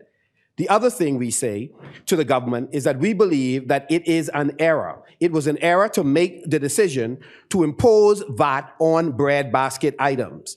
Madam Speaker, the article then, Madam Speaker, goes on to, again, reiterate the point that I made, and I'll lay the article so everybody can see. So, Madam Speaker, I've been on record on more than one occasion. We do not have a problem with a consultation process. Now, with respect, Madam Speaker, to the Green Paper, the Prime Minister today, Madam Speaker, came and gave a communication on what?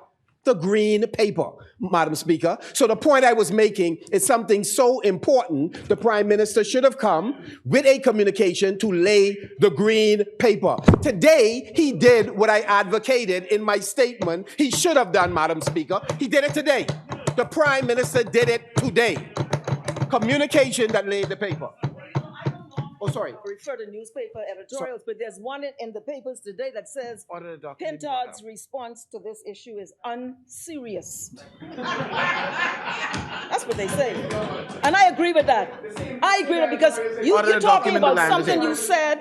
You're talking about something you said a couple of years ago. When we talking about the statement you issued a few hours ago, about 48 hours ago, the member for East Grand Bahama, he cleaned it up for him, and we thank him for, rescuing some level of credibility in a totally incredible grouping there.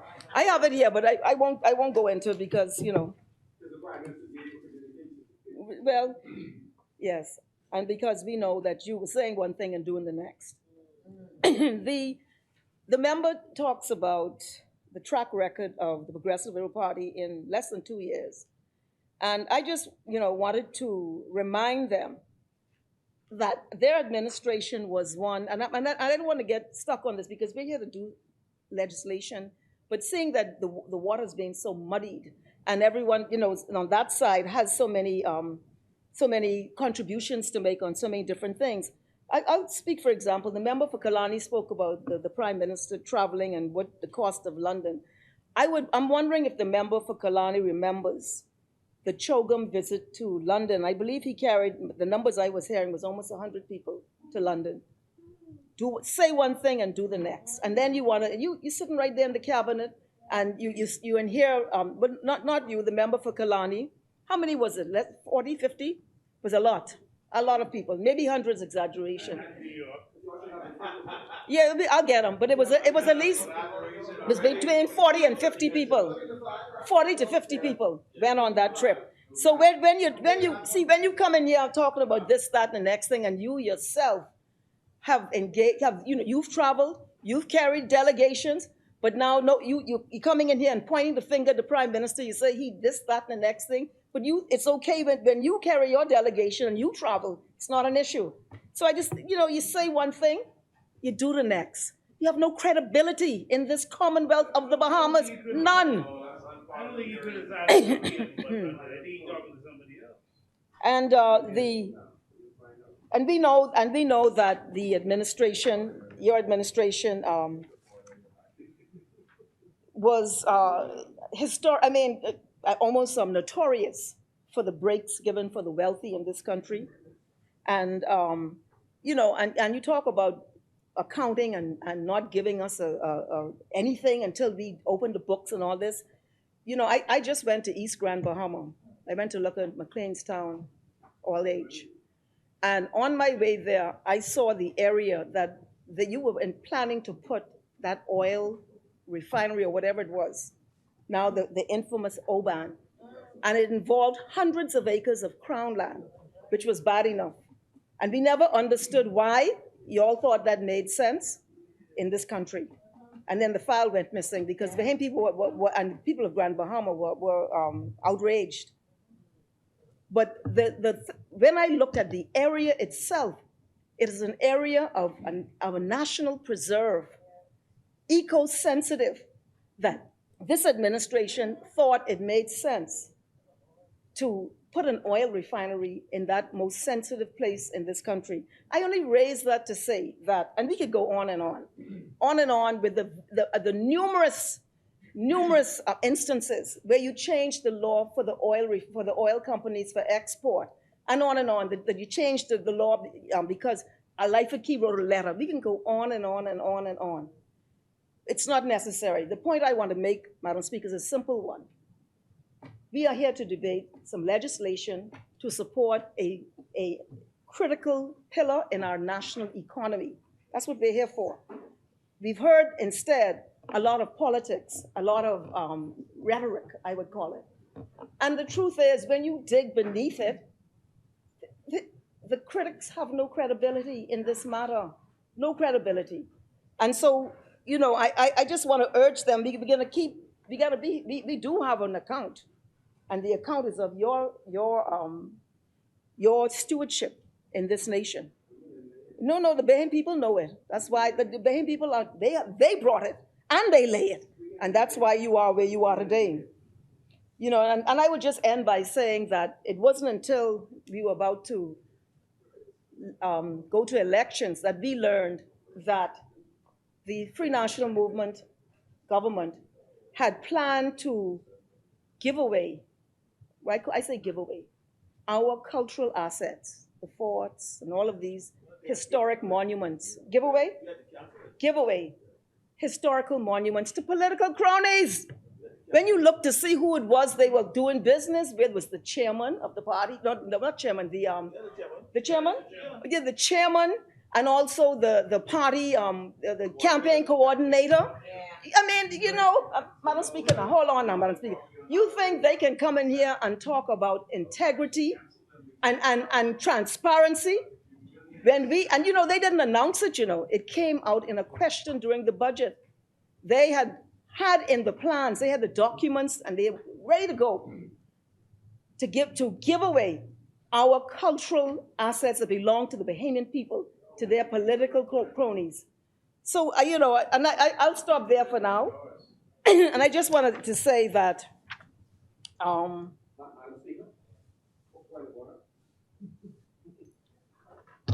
The chair recognizes your honorable member. That the previous government gave away cultural assets to, sorry? No, please, you could just stand up and say it on the record. I just want to, if you can. No, I'm being advised by the Minister responsible for antiquities, museums and monuments, that you in fact did it. That you gave, okay. So, Madam Speaker, the member has said that the former government gave away the cultural assets. Madam Speaker, we just asked that you request of the member to lay those documents so that the rest of us could be apprised of that decision. Madam Speaker, or they can withdraw the statement until such time. No. She did not say that it was approved in cabinet with us having knowledge of it. She said that it was given away. And so we're saying, show us the document. Lay the documents on the table. We'd love to see the documents. And so I would ask if she would undertake to Madam Speaker, if she can withdraw until such time as until she puts it on the table. But ask her to withdraw, ask the member, for Angliston to lay the documents on the table of the House. No, but other than that, Madam Speaker, we have been in here often. Any one of us, Madam Speaker, any one of us can make a claim. Any one of us can make a claim, but then we are duty bound. We are duty bound, Madam Speaker, to lay the corroborating evidence. So I'm asking, Madam Speaker, that she withdraws it or just lay the document. Undertake to lay the document. Yes. Do it. No. Okay? You said it wasn't me. It wasn't me. But you was right here in this parliament. You was right here. I understand. It's no. Okay, yeah. Furthermore, Madam Speaker.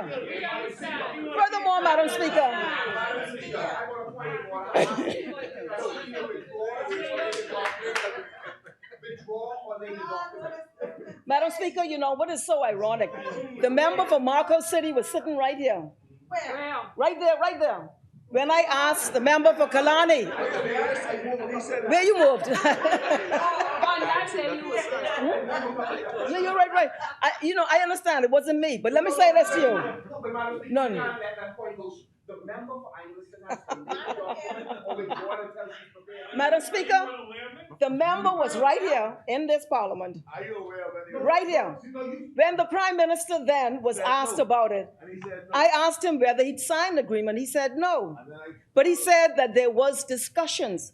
We've now learned, Prime Minister, that it was signed. The member knows. That was in the newspapers, man. Let me find the newspapers for you, man. You seen that you don't know? Let me help you out, man. Let me find it. Let me Google it for you, because you don't know. Let me Google it. I can find it and get it to you, because you didn't read the newspapers that day. But let me just say, no, I'm not doing anything. I'm continuing my presentation. Madam Speaker, the member should just withdraw. No, my brother. No. In the meantime, I wish to lay the report that indicated at least one of the numbers. Yeah, okay. You're being abusive now because your time finished. Let me just read a newspaper report. This is the Tribune, right? And the member who was a senior minister in the cabinet, who doesn't seem to remember much about that disastrous period. But let me just say that this was in the Tribune, okay? Agreements finalized on heritage sites deal. I can lay this for you because I don't think you saw this newspaper article, even though you were in this parliament and sat around the cabinet table. This was September 9th, 2021, okay? Just before the elections. I did say it was just before the elections. And it does say that the Bahamian group is aiming to transform, et cetera, et cetera, et cetera, et cetera. And it talks about, let me just tell you what they were giving away. The Nassau 3-4, the Queen's Staircase, the 66 steps, the Water Tower, the Pompey Museum, Botanical Gardens, and the National Public Library. They wanted Government House. But for some reason, the Government House didn't make it in the bundle. So, you know. You want me to lay the article? Sure. I can lay it for you. No problem, I'll lay it for you. Yeah. Marco City. The bottom line is, right? Marco City. I'm not trying to embarrass you, but the bottom line is, the Bahamian people can connect the dots. The Bahamian people can't connect the dots. You were sitting right here. Okay. Honorable member. Is a very specific phrase, which means okay, now we shift the position now. First you didn't know about it. Now the arrangement. It was not an ethical one, it was not a legal one. We want to see the document. Honorable member. We want to see the document that supports the point that's being made that these Marco City. Okay, we understand. Honorable member, you're denying that happened. No, How do I know? We are asking, the member makes the assertion, we are asking her to lay the document so we can know. Does anybody here know some assets were given away? No. Nobody on this side knows. The Minister of State for Finance, was some assets given away? No. There isn't one person here know of assets being given away. Madam Speaker, you would have required us to put that on the record. You would have required us to bring documents to put that on the record. Honourable member. Listen, man, you are exposing yourself. Chair- Sit the down. chair- No, bring the records. member for Just West bring the Bahama records. and Bimini. Madam Speaker, the member for Marco has made his point. The member for Engliston must be allowed to continue. Yes. He's made his point, Madam Speaker. Yes. You would have asked us, Madam Speaker, to provide the documentation to support the assertion. I would have Or to demanded. restate whatever this is, but I would have demanded a documentation if your side says to me, no, it is a lie. we are saying, If we she's are saying, deceiving the House. we are saying that it is untrue, Madam Speaker, that anything was given away.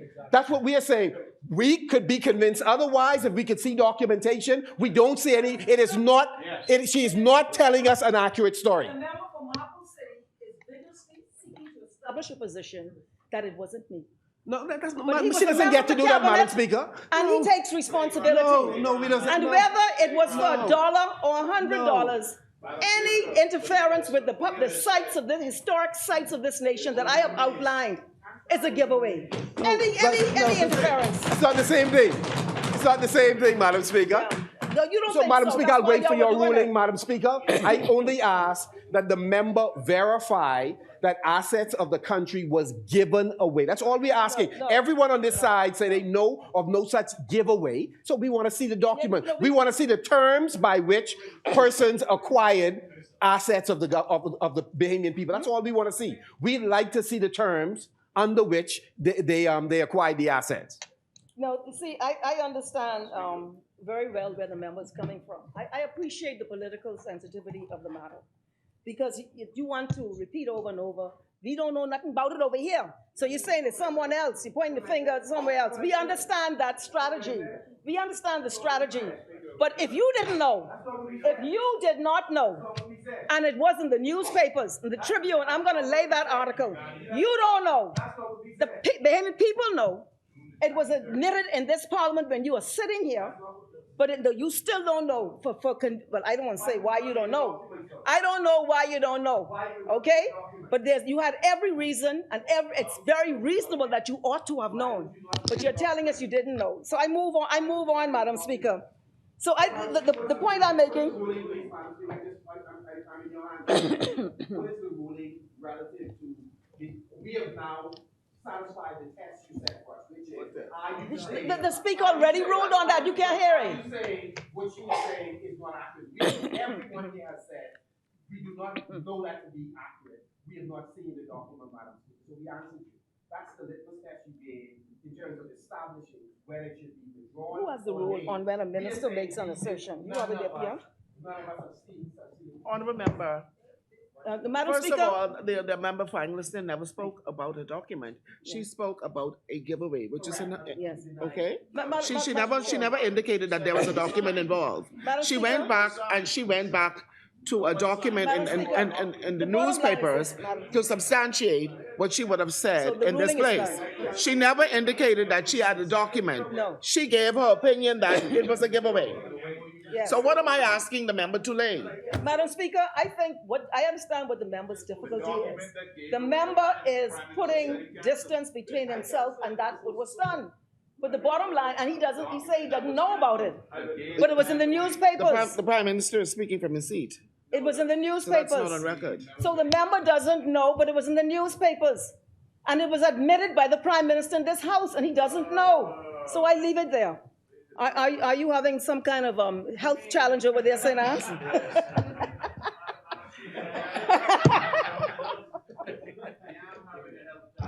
The chair recognizes the honourable member for St. I've only Anne's. got a set amount of nerves in my body, and the member for Engliston is delaying and getting on my last frickin' nerve, as my wife Honourable says. member, honourable member. Yes, Madam Speaker. Oh my God. That is a health. That is my health issue. That is my health issue. Parliamentary. She's on my last nerve, Madam Speaker. Say that. But She's don't on my utilize last that nerve. language.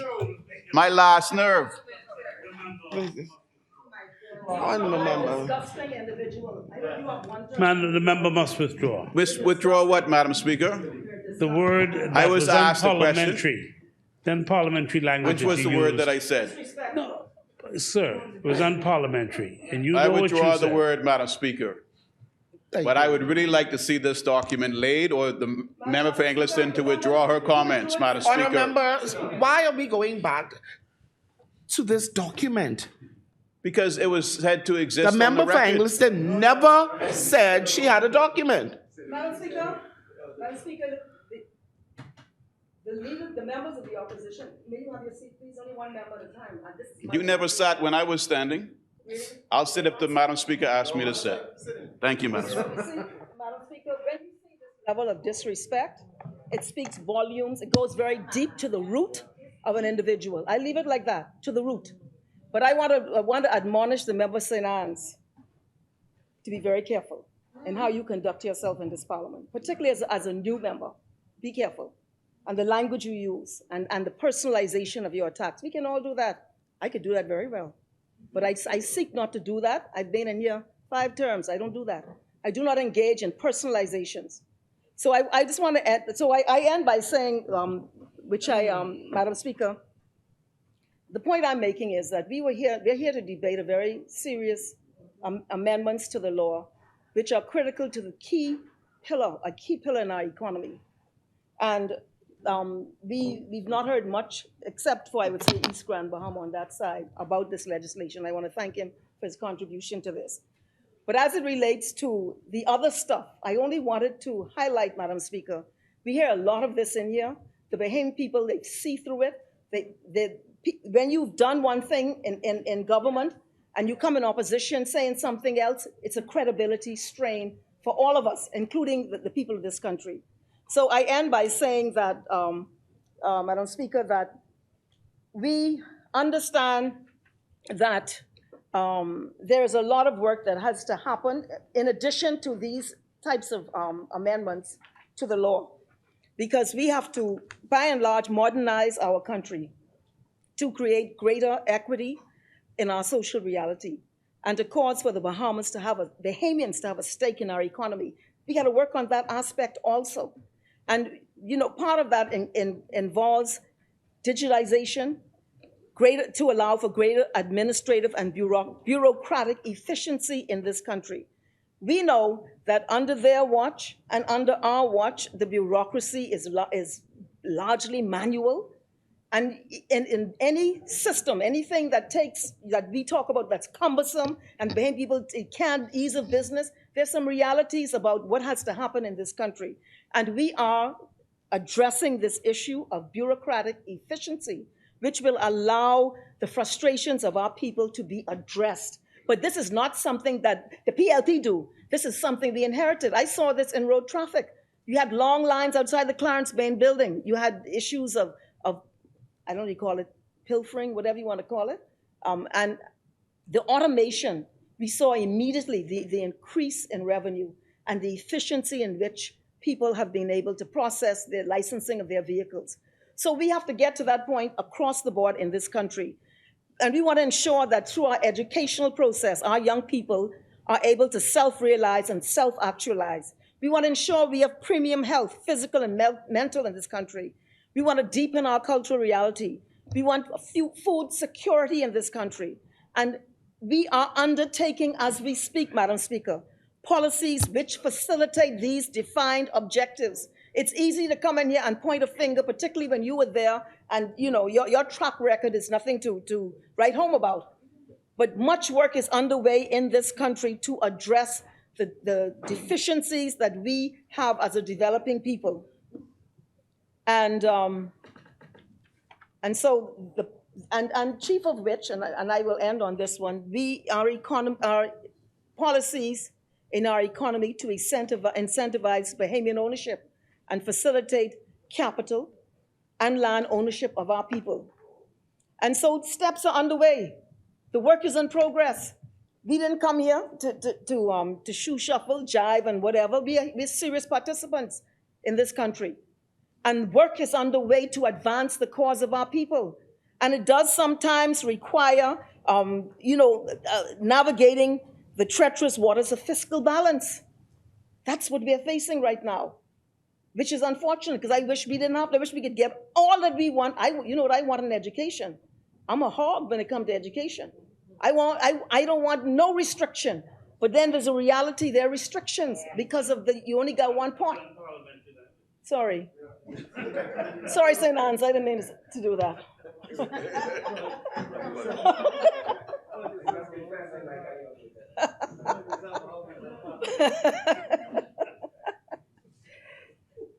So the Bahamian people, I know that there's a lot of flux going on, and there's a lot of rhetoric and noise. And people are going to discern. Bahamians are very discerning people. But there is work in progress in this country. The member here for South and Central Lutheran, the work he's doing in agriculture is unprecedented. No offense, Marco City, unprecedented towards food security for the Bahamian people. So I end by saying that the Bahamians must weigh in the balance the political rhetoric and the facts on the ground as it relates to the work that is underway. It is real, true, and tangible in education, in healthcare, in agriculture, in our social protections, and in engendering an economy which empowers the Bahamian people, while at the same time, as I said, navigating the treacherous waters of fiscal balance.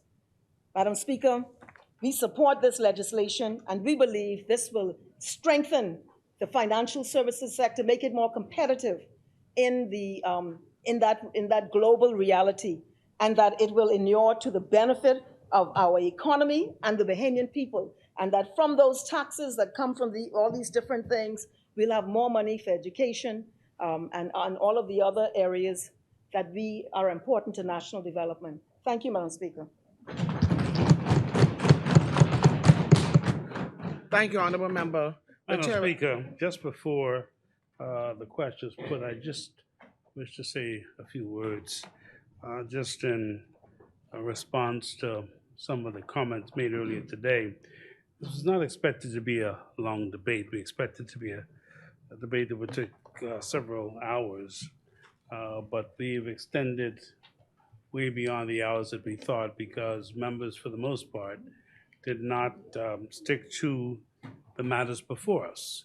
The International Business Companies Amendments Bill and the Exempted Limited Partnership Amendment Bill, which has been brought here by the ministry responsible in an effort to, again, ensure that we are continuing to improve upon our financial service sector.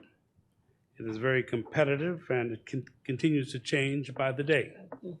And on each occasion, we sought to be as rapid in our response as possible, and the Attorney General's office has been able to ensure that we have been keeping pace in an effort to regain status and again capture the business that we lost or be able to maintain that which we have. Madam Speaker, I found it incredibly amazing when I listened to the Member of Parliament for St. Barnabas. St. Barnabas spent his 99% of his time again reviewing the matter he brought to the Parliament last week, reference to the Royal Bahamas Police Force and new recruits not receiving insurance for families. Madam Speaker, I wish to assure the member for St. Barnabas that this government listens to the people and responsive to matters brought before us. But I find it amazing when St. Barnabas could sit and then stand and then pretend to care so much, but did not say a word when members of the police force, including one who was shot in the line of duty, was sent home arbitrarily, just sent home. And officers were sent home, were asked to leave. Didn't worry about families then. Didn't worry about nobody then. Didn't know about anybody then. Didn't say a word. because they were government. Didn't say a single word, heard nothing about it. But when we believe we have an issue, that we believe we can score some points, even though it hasn't happened yet, we spend considerable amount of time,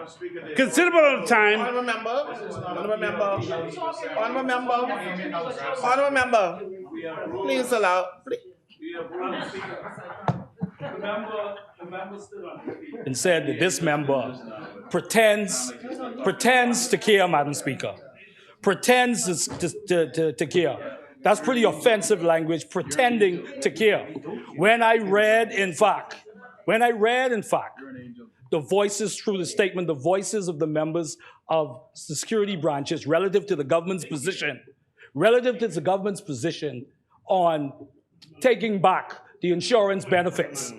All right? And so at the end, Madam Speaker, so the security branches are fully aware of who really cares about them, Madam Speaker.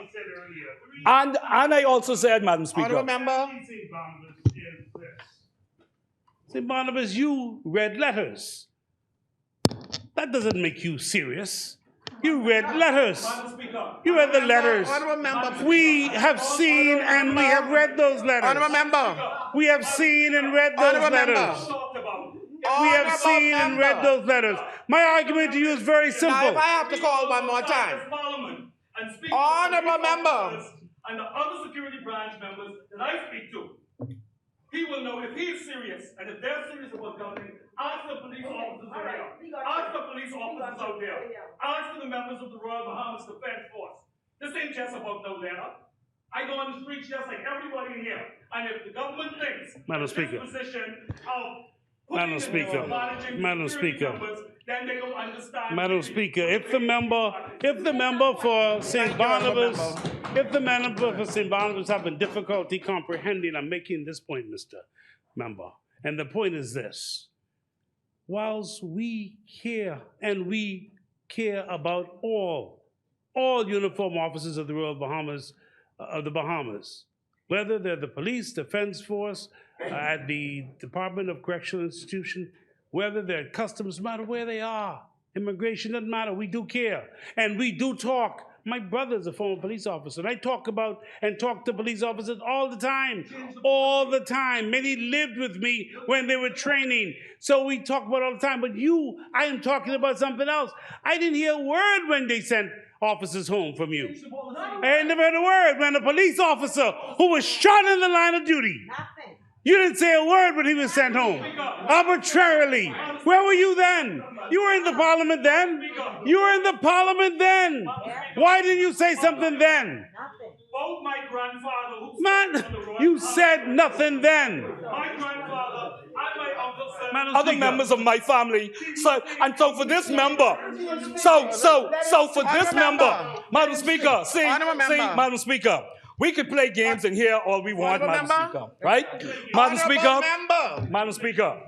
I have identified nobody. Allow me Madam Speaker, to hear one side, and this shouting match doesn't take us anywhere. Madam Speaker, I would have appreciated the honorable member, the senior member. Honorable member, give me an opportunity. Allow me to hear from West Member. He was finished. He was finished. I will allow you when he's done to defend your point. Madam Speaker, the member has spoken and was not interrupted at all when he spoke today. Not at all. We said nothing. We sat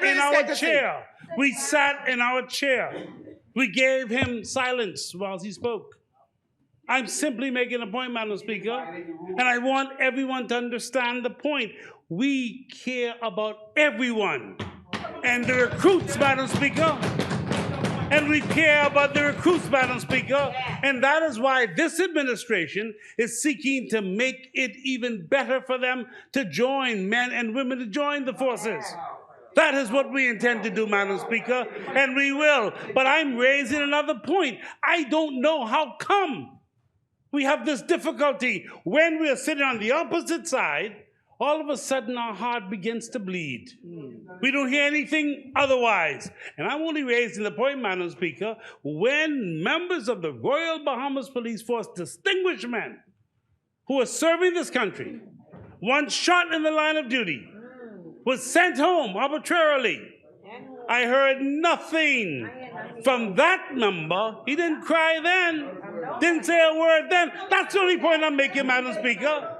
Did he make it? Did he say something? Did he cry then? Did he hear anything? But what he is seeking to do is trying to play and score cheap political points. That's my difficulty, Madam Speaker.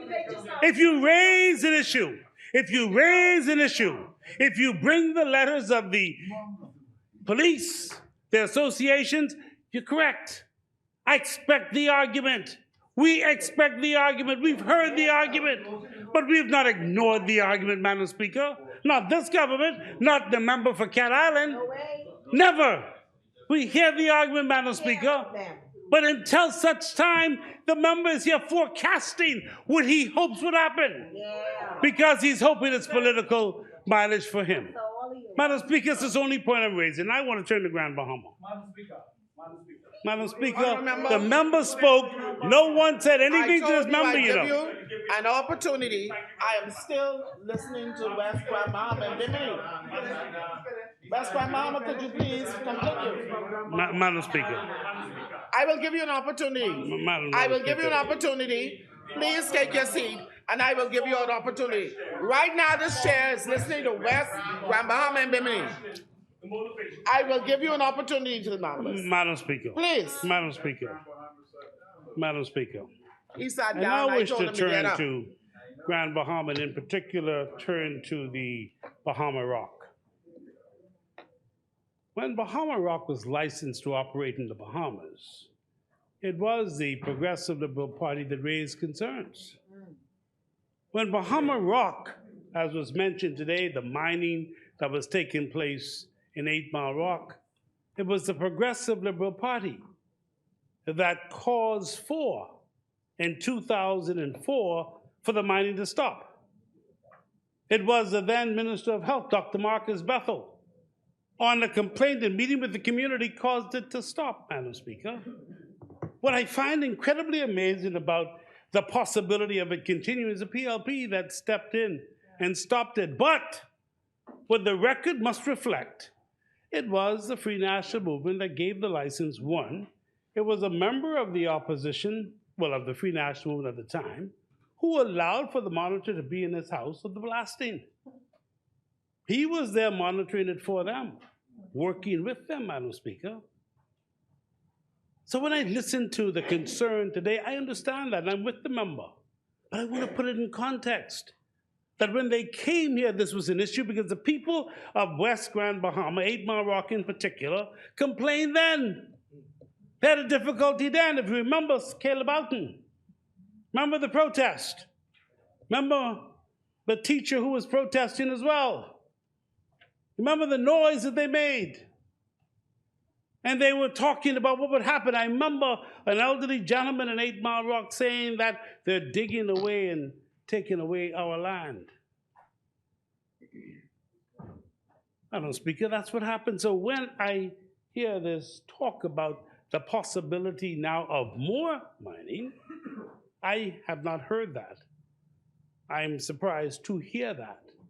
But I want the record to reflect it was the Progressive Liberal Party, Dr. Marcus Bethel, who stepped in, stopped it, because it was causing tremendous difficulty. Once you have the blasting at the plant, 8 Mile Rock, the Bartlett Hill section, homes were being damaged, cracks in the walls.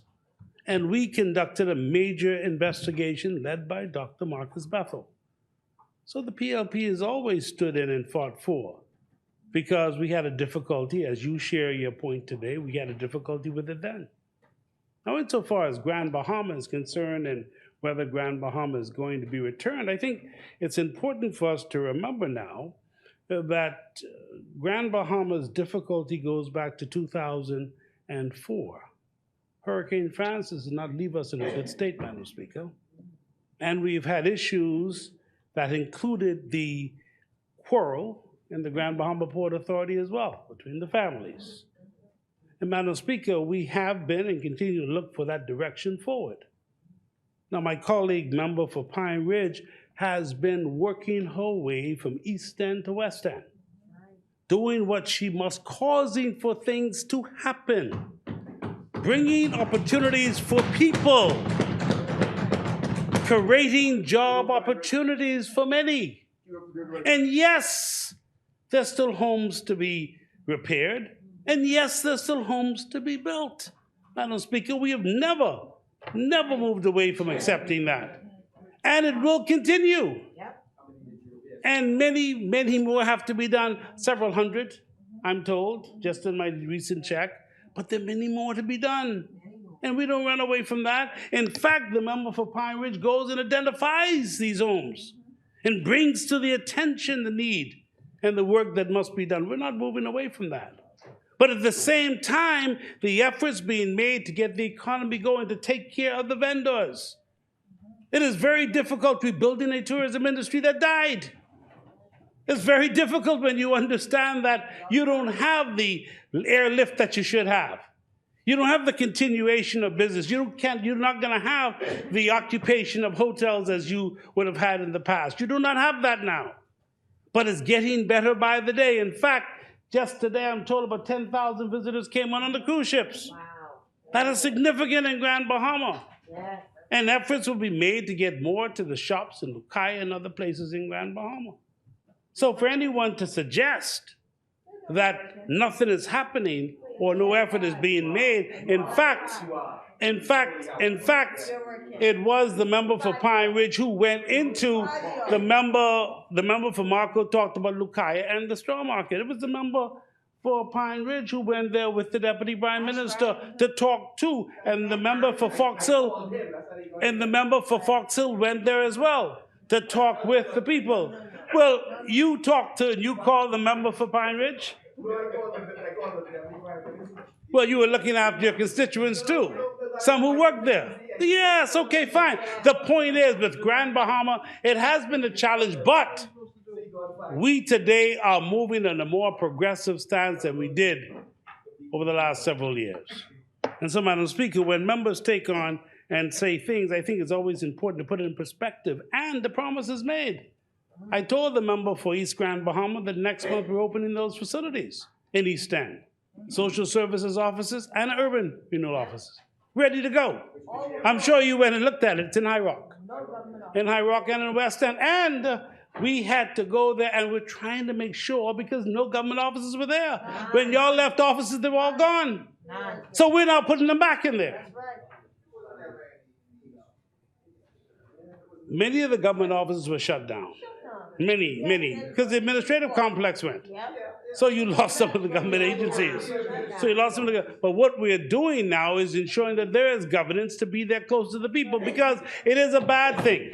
It is a bad thing when the elderly are seeking social service assistance and they have to come to Freeport. It's a bad thing.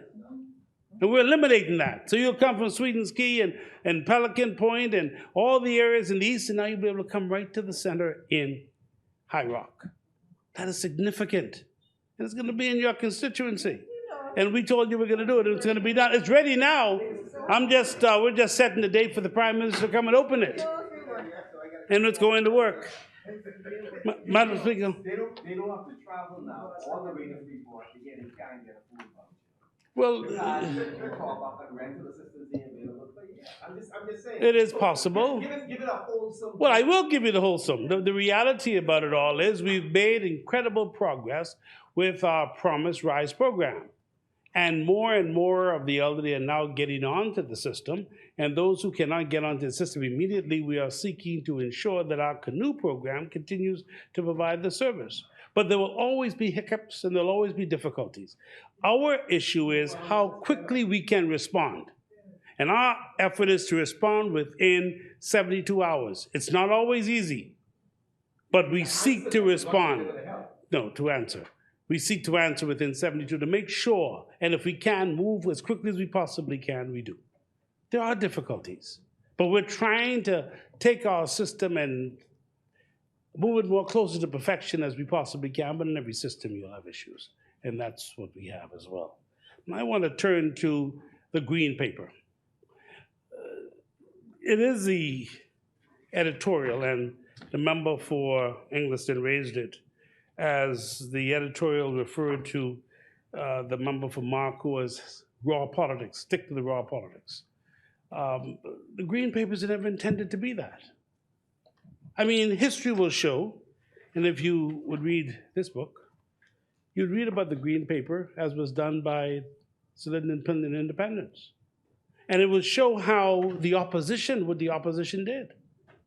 The opposition, which was suggested earlier, the opposition was able to take the Green Paper, evaluate the Green Paper, put its committee together with the Green Paper, and then make its proposals.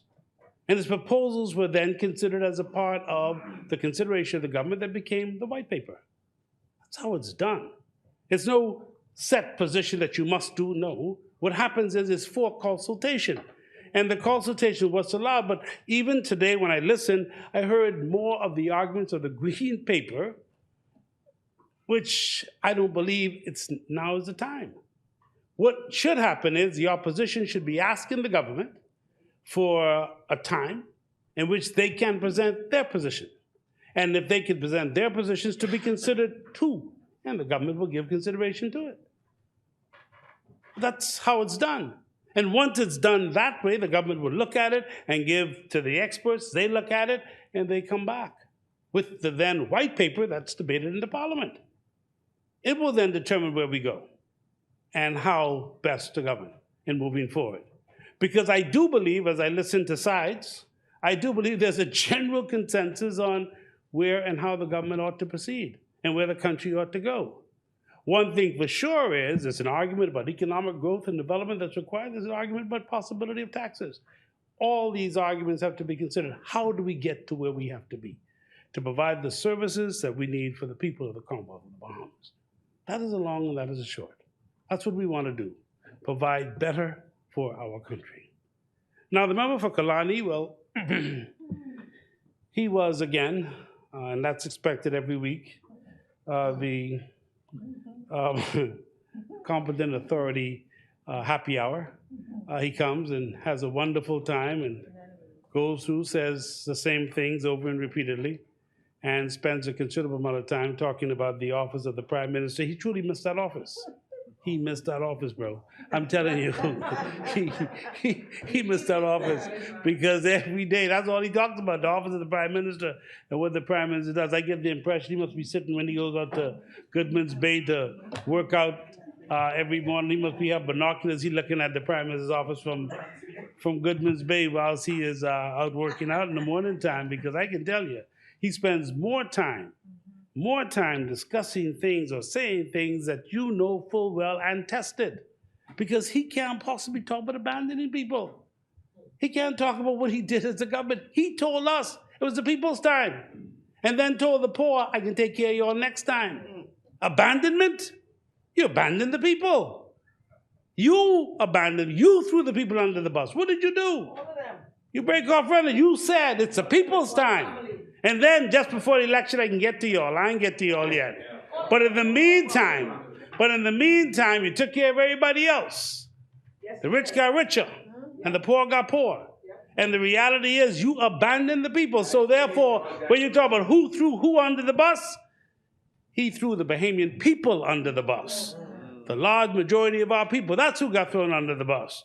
So when he speaks about it, yes, he's an authority. He knows how to do it. He's a competent authority. He knows how to do it. He did it very effectively.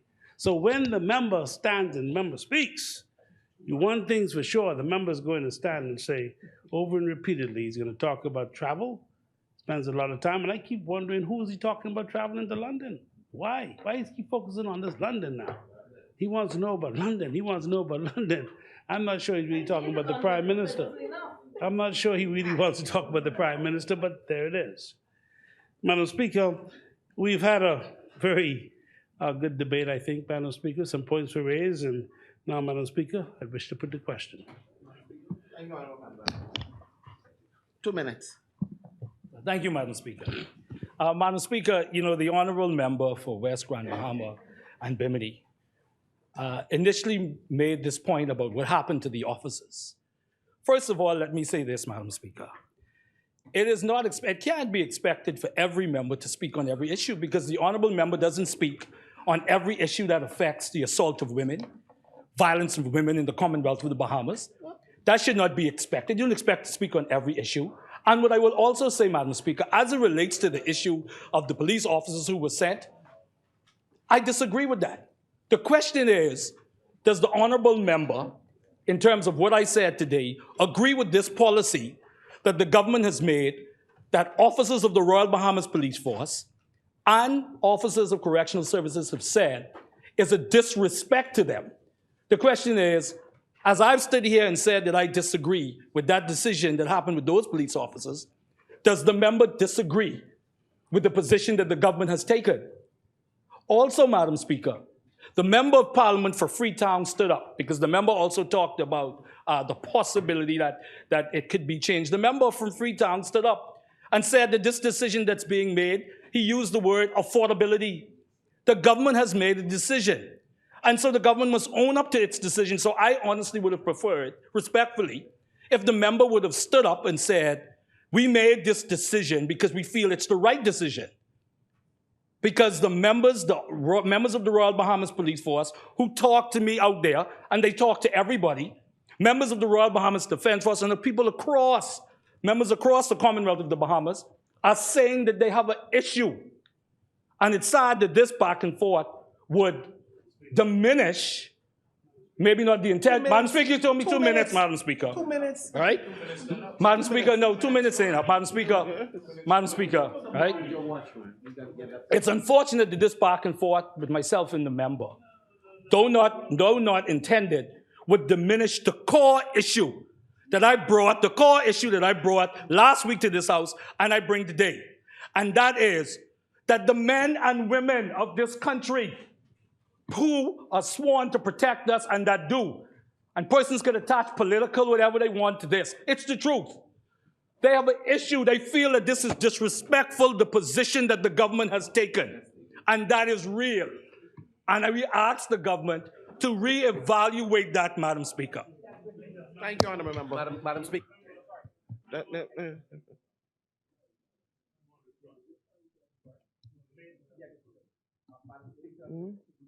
I laid the summary. I just want to lay the full document on the small home repair program. The DRA has helped 2,645 homeowners rebuild and seek to secure sufficient funding to complete repairs and to help additional 1,090 owners. And so this is 16, just for the record, Madam Speaker. So both documents are here. Thank you, Madam Speaker. Yes, Mr. Mahan. The matter with St. Barnabas, Madam Speaker, I re-emphasize the Progressive Liberal Party government, that of Philip Brave Davis, listens to the people, cares about the people, particularly those who serve our country. And each and every way we can support them, we will, Madam Speaker. Nothing goes unnoticed, and no concern raised by the associations will be ignored. And, Madam Speaker, we will always respect those who have authority and those who serve in those bodies. So to paint that picture, Madam Speaker, I wanted to ensure that the member for St. Barnabas does not. And further, because when other matters concern the police force, matters that I believe are extremely severe, have come up, I heard nothing, Madam Speaker. That's my point. Madam Speaker, I now put the question. It has been moved and seconded. It has been moved and seconded that the following bill be read a second time and committed. A bill for an act to amend the Exempted Limited Partnership Act. As many are in favor will remain seated. Those opposed will stand. Ordered that the bill be read a second time and committed. A bill for an act to amend the Exempted Limited Partnership Act. Thank you. Further second readings? No further second readings, Madam Speaker. I now. Oh, we have to read both, okay. Yes. Madam Speaker, I ask for the second reading, pass to International Business Companies Amendment Bill 2022. Thank you, Honourable Member. It has been, is there a seconder? Thank you, Honourable Member. It has been moved and seconded that the following bill be read a second time and committed. International Business Companies Amendment Bill 2022. No, a bill for an act to amend the International Business Companies Act. As many are in favor will remain seated. Those opposed will stand. Order that the bill be read a second time and committed. A bill for an act to amend the International Business Companies Act. Thank you. Further second readings? No further second readings, Madam Speaker, but I now move that the House resolve itself into committee of the whole with the Deputy Speaker and the Chair. Thank you, Honorable Member. Is there a seconder? Thank you, Honorable Members. It has been moved and seconded that the House do now resolve itself into the committee of the whole with the Deputy Speaker and the Chair. As many are in favor will remain seated. Those opposed will stand. The motion is carried. The House will now resolve itself into committee of the whole with the Deputy Speaker and the Chair.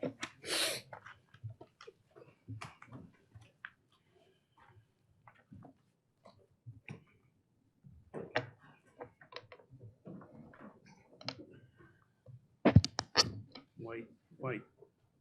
Don't forget the amendments will come afterwards. No.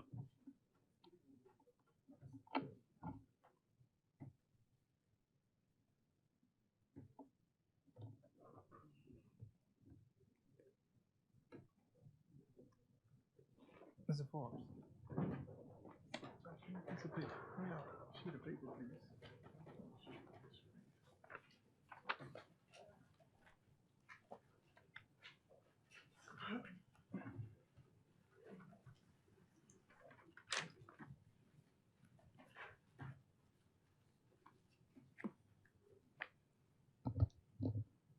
Committee of the Whole.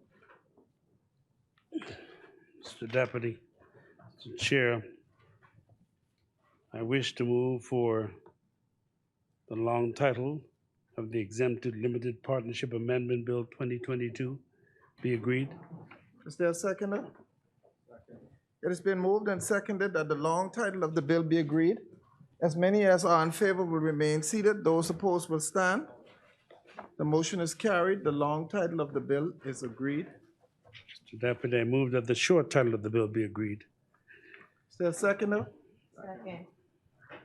It has been moved and seconded that the short title of the bill be agreed. As many as are in favor will remain seated. Those opposed will stand. The motion is agreed. The short title of the bill is agreed. Mr. Deputy, I move that Section 2 of the bill be agreed. Is there a seconder? Second. It has been moved and seconded that Section 2 of the bill be agreed. As many as are in favor will remain seated. Those opposed will stand. Section 2 of the bill is agreed. Mr. Deputy, I move now that the bill in its entirety be agreed. Second. It has been moved and seconded that the bill in its entirety be agreed. As many as are in favor will remain seated. Those opposed will stand. The motion is carried. The bill in its entirety is agreed.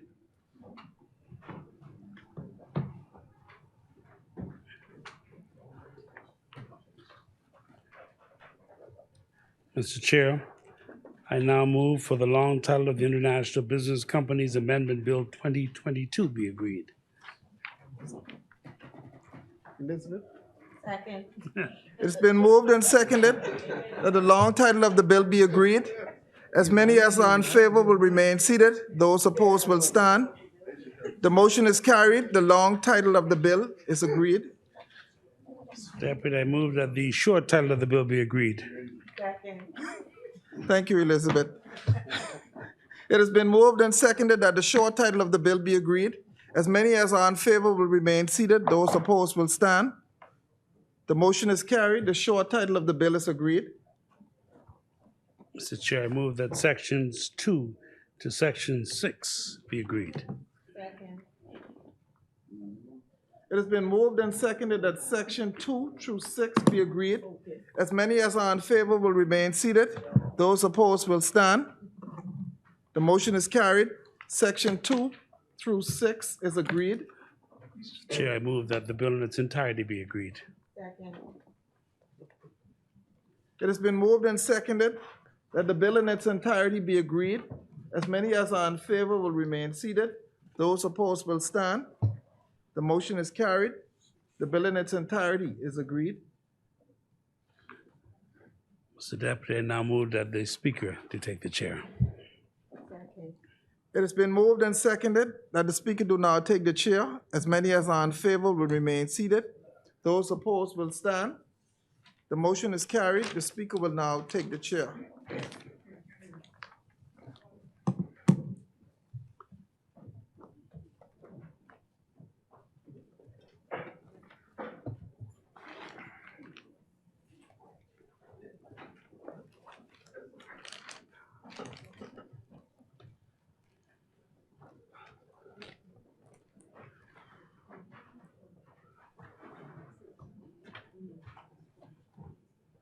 Madam Speaker, I beg you to report that the committee has examined several bills making no amendments thereto.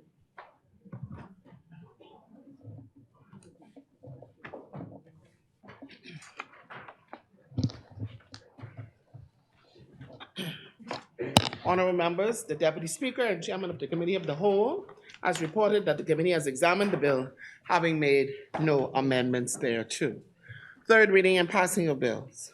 Madam Speaker, I now move for the third reading and passing of the Exempted Limited Partnership Amendment Bill 2022.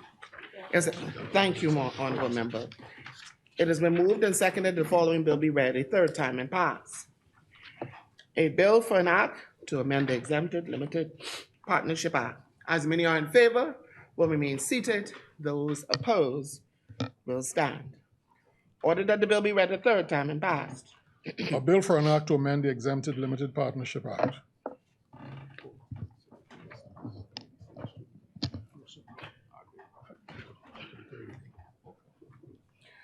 Ordered that this bill do now pass and the title thereof declared to be Exempted Limited Partnership Amendment Bill 2022.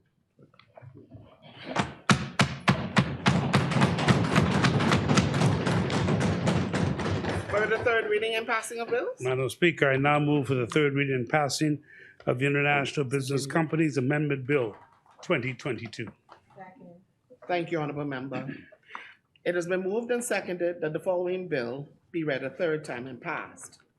A bill for an act to amend the International Business Companies Act. As many are in favor will remain seated. Those opposed will stand. Order that the bill be read a third time and passed. A bill for an act to amend the International Business Companies Act. Order that this bill do now pass and the title thereof declared to be International Business Companies Amendment Bill. Amendment Act 2023. For the third reading? No further third readings, Madam Speaker. Thank you. This is when we go to Senate, right?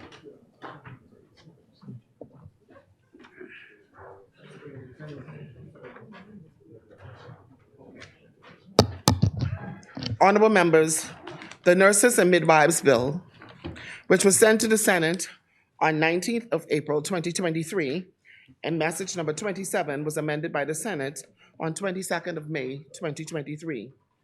We need to consider those amendments and decide whether or not to adopt or reject them. The amendments are as follows. In Clause 2 of the bill, delete the definition for supervisor of advanced practice nurse and substitute supervisor of midwives. In Clause 11C of the bill, delete the word postgraduate and substitute the word graduate. Honorable Member for West Granby and Bimini, can we have a motion? Madam Speaker, I have spoken with the opposition on this matter earlier today.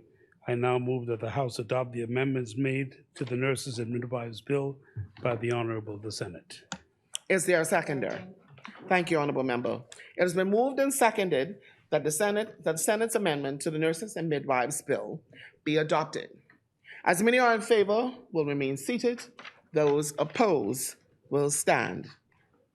The motion is carried. The amendments made to the Nurses and Midwives Bill proposed by the Senate are adopted.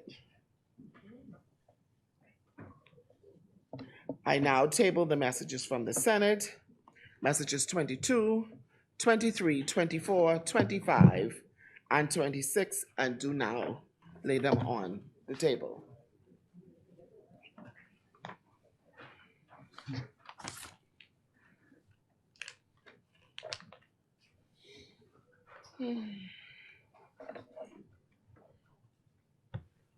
For the third reading and passing of bills?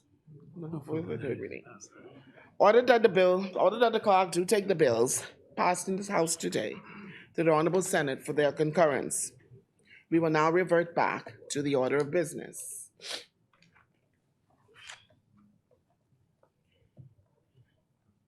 Consideration of Senate's amendments, resolutions, member statements. The chair recognizes the Honorable Member for St. Anne's. Thank you very much, Madam Speaker. Last Friday, one of our great constituents from Kelly Lane, Ida Ferguson, she celebrated her 70th birthday. She had a nice gathering at her home.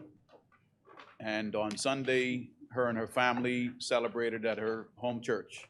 So I wish to extend a happy birthday, belated as it may be today, to Miss Ida Ferguson from Kelly Lane in the St. Anne's constituency. Thank you, Honorable Member. Appointment of select committees. Instructions to select committees. Discharge of select committees. Notices for future meetings. Madam Speaker, I wish to renew all notices in the name of the government. Thank you, Honorable Member. St. Anne's?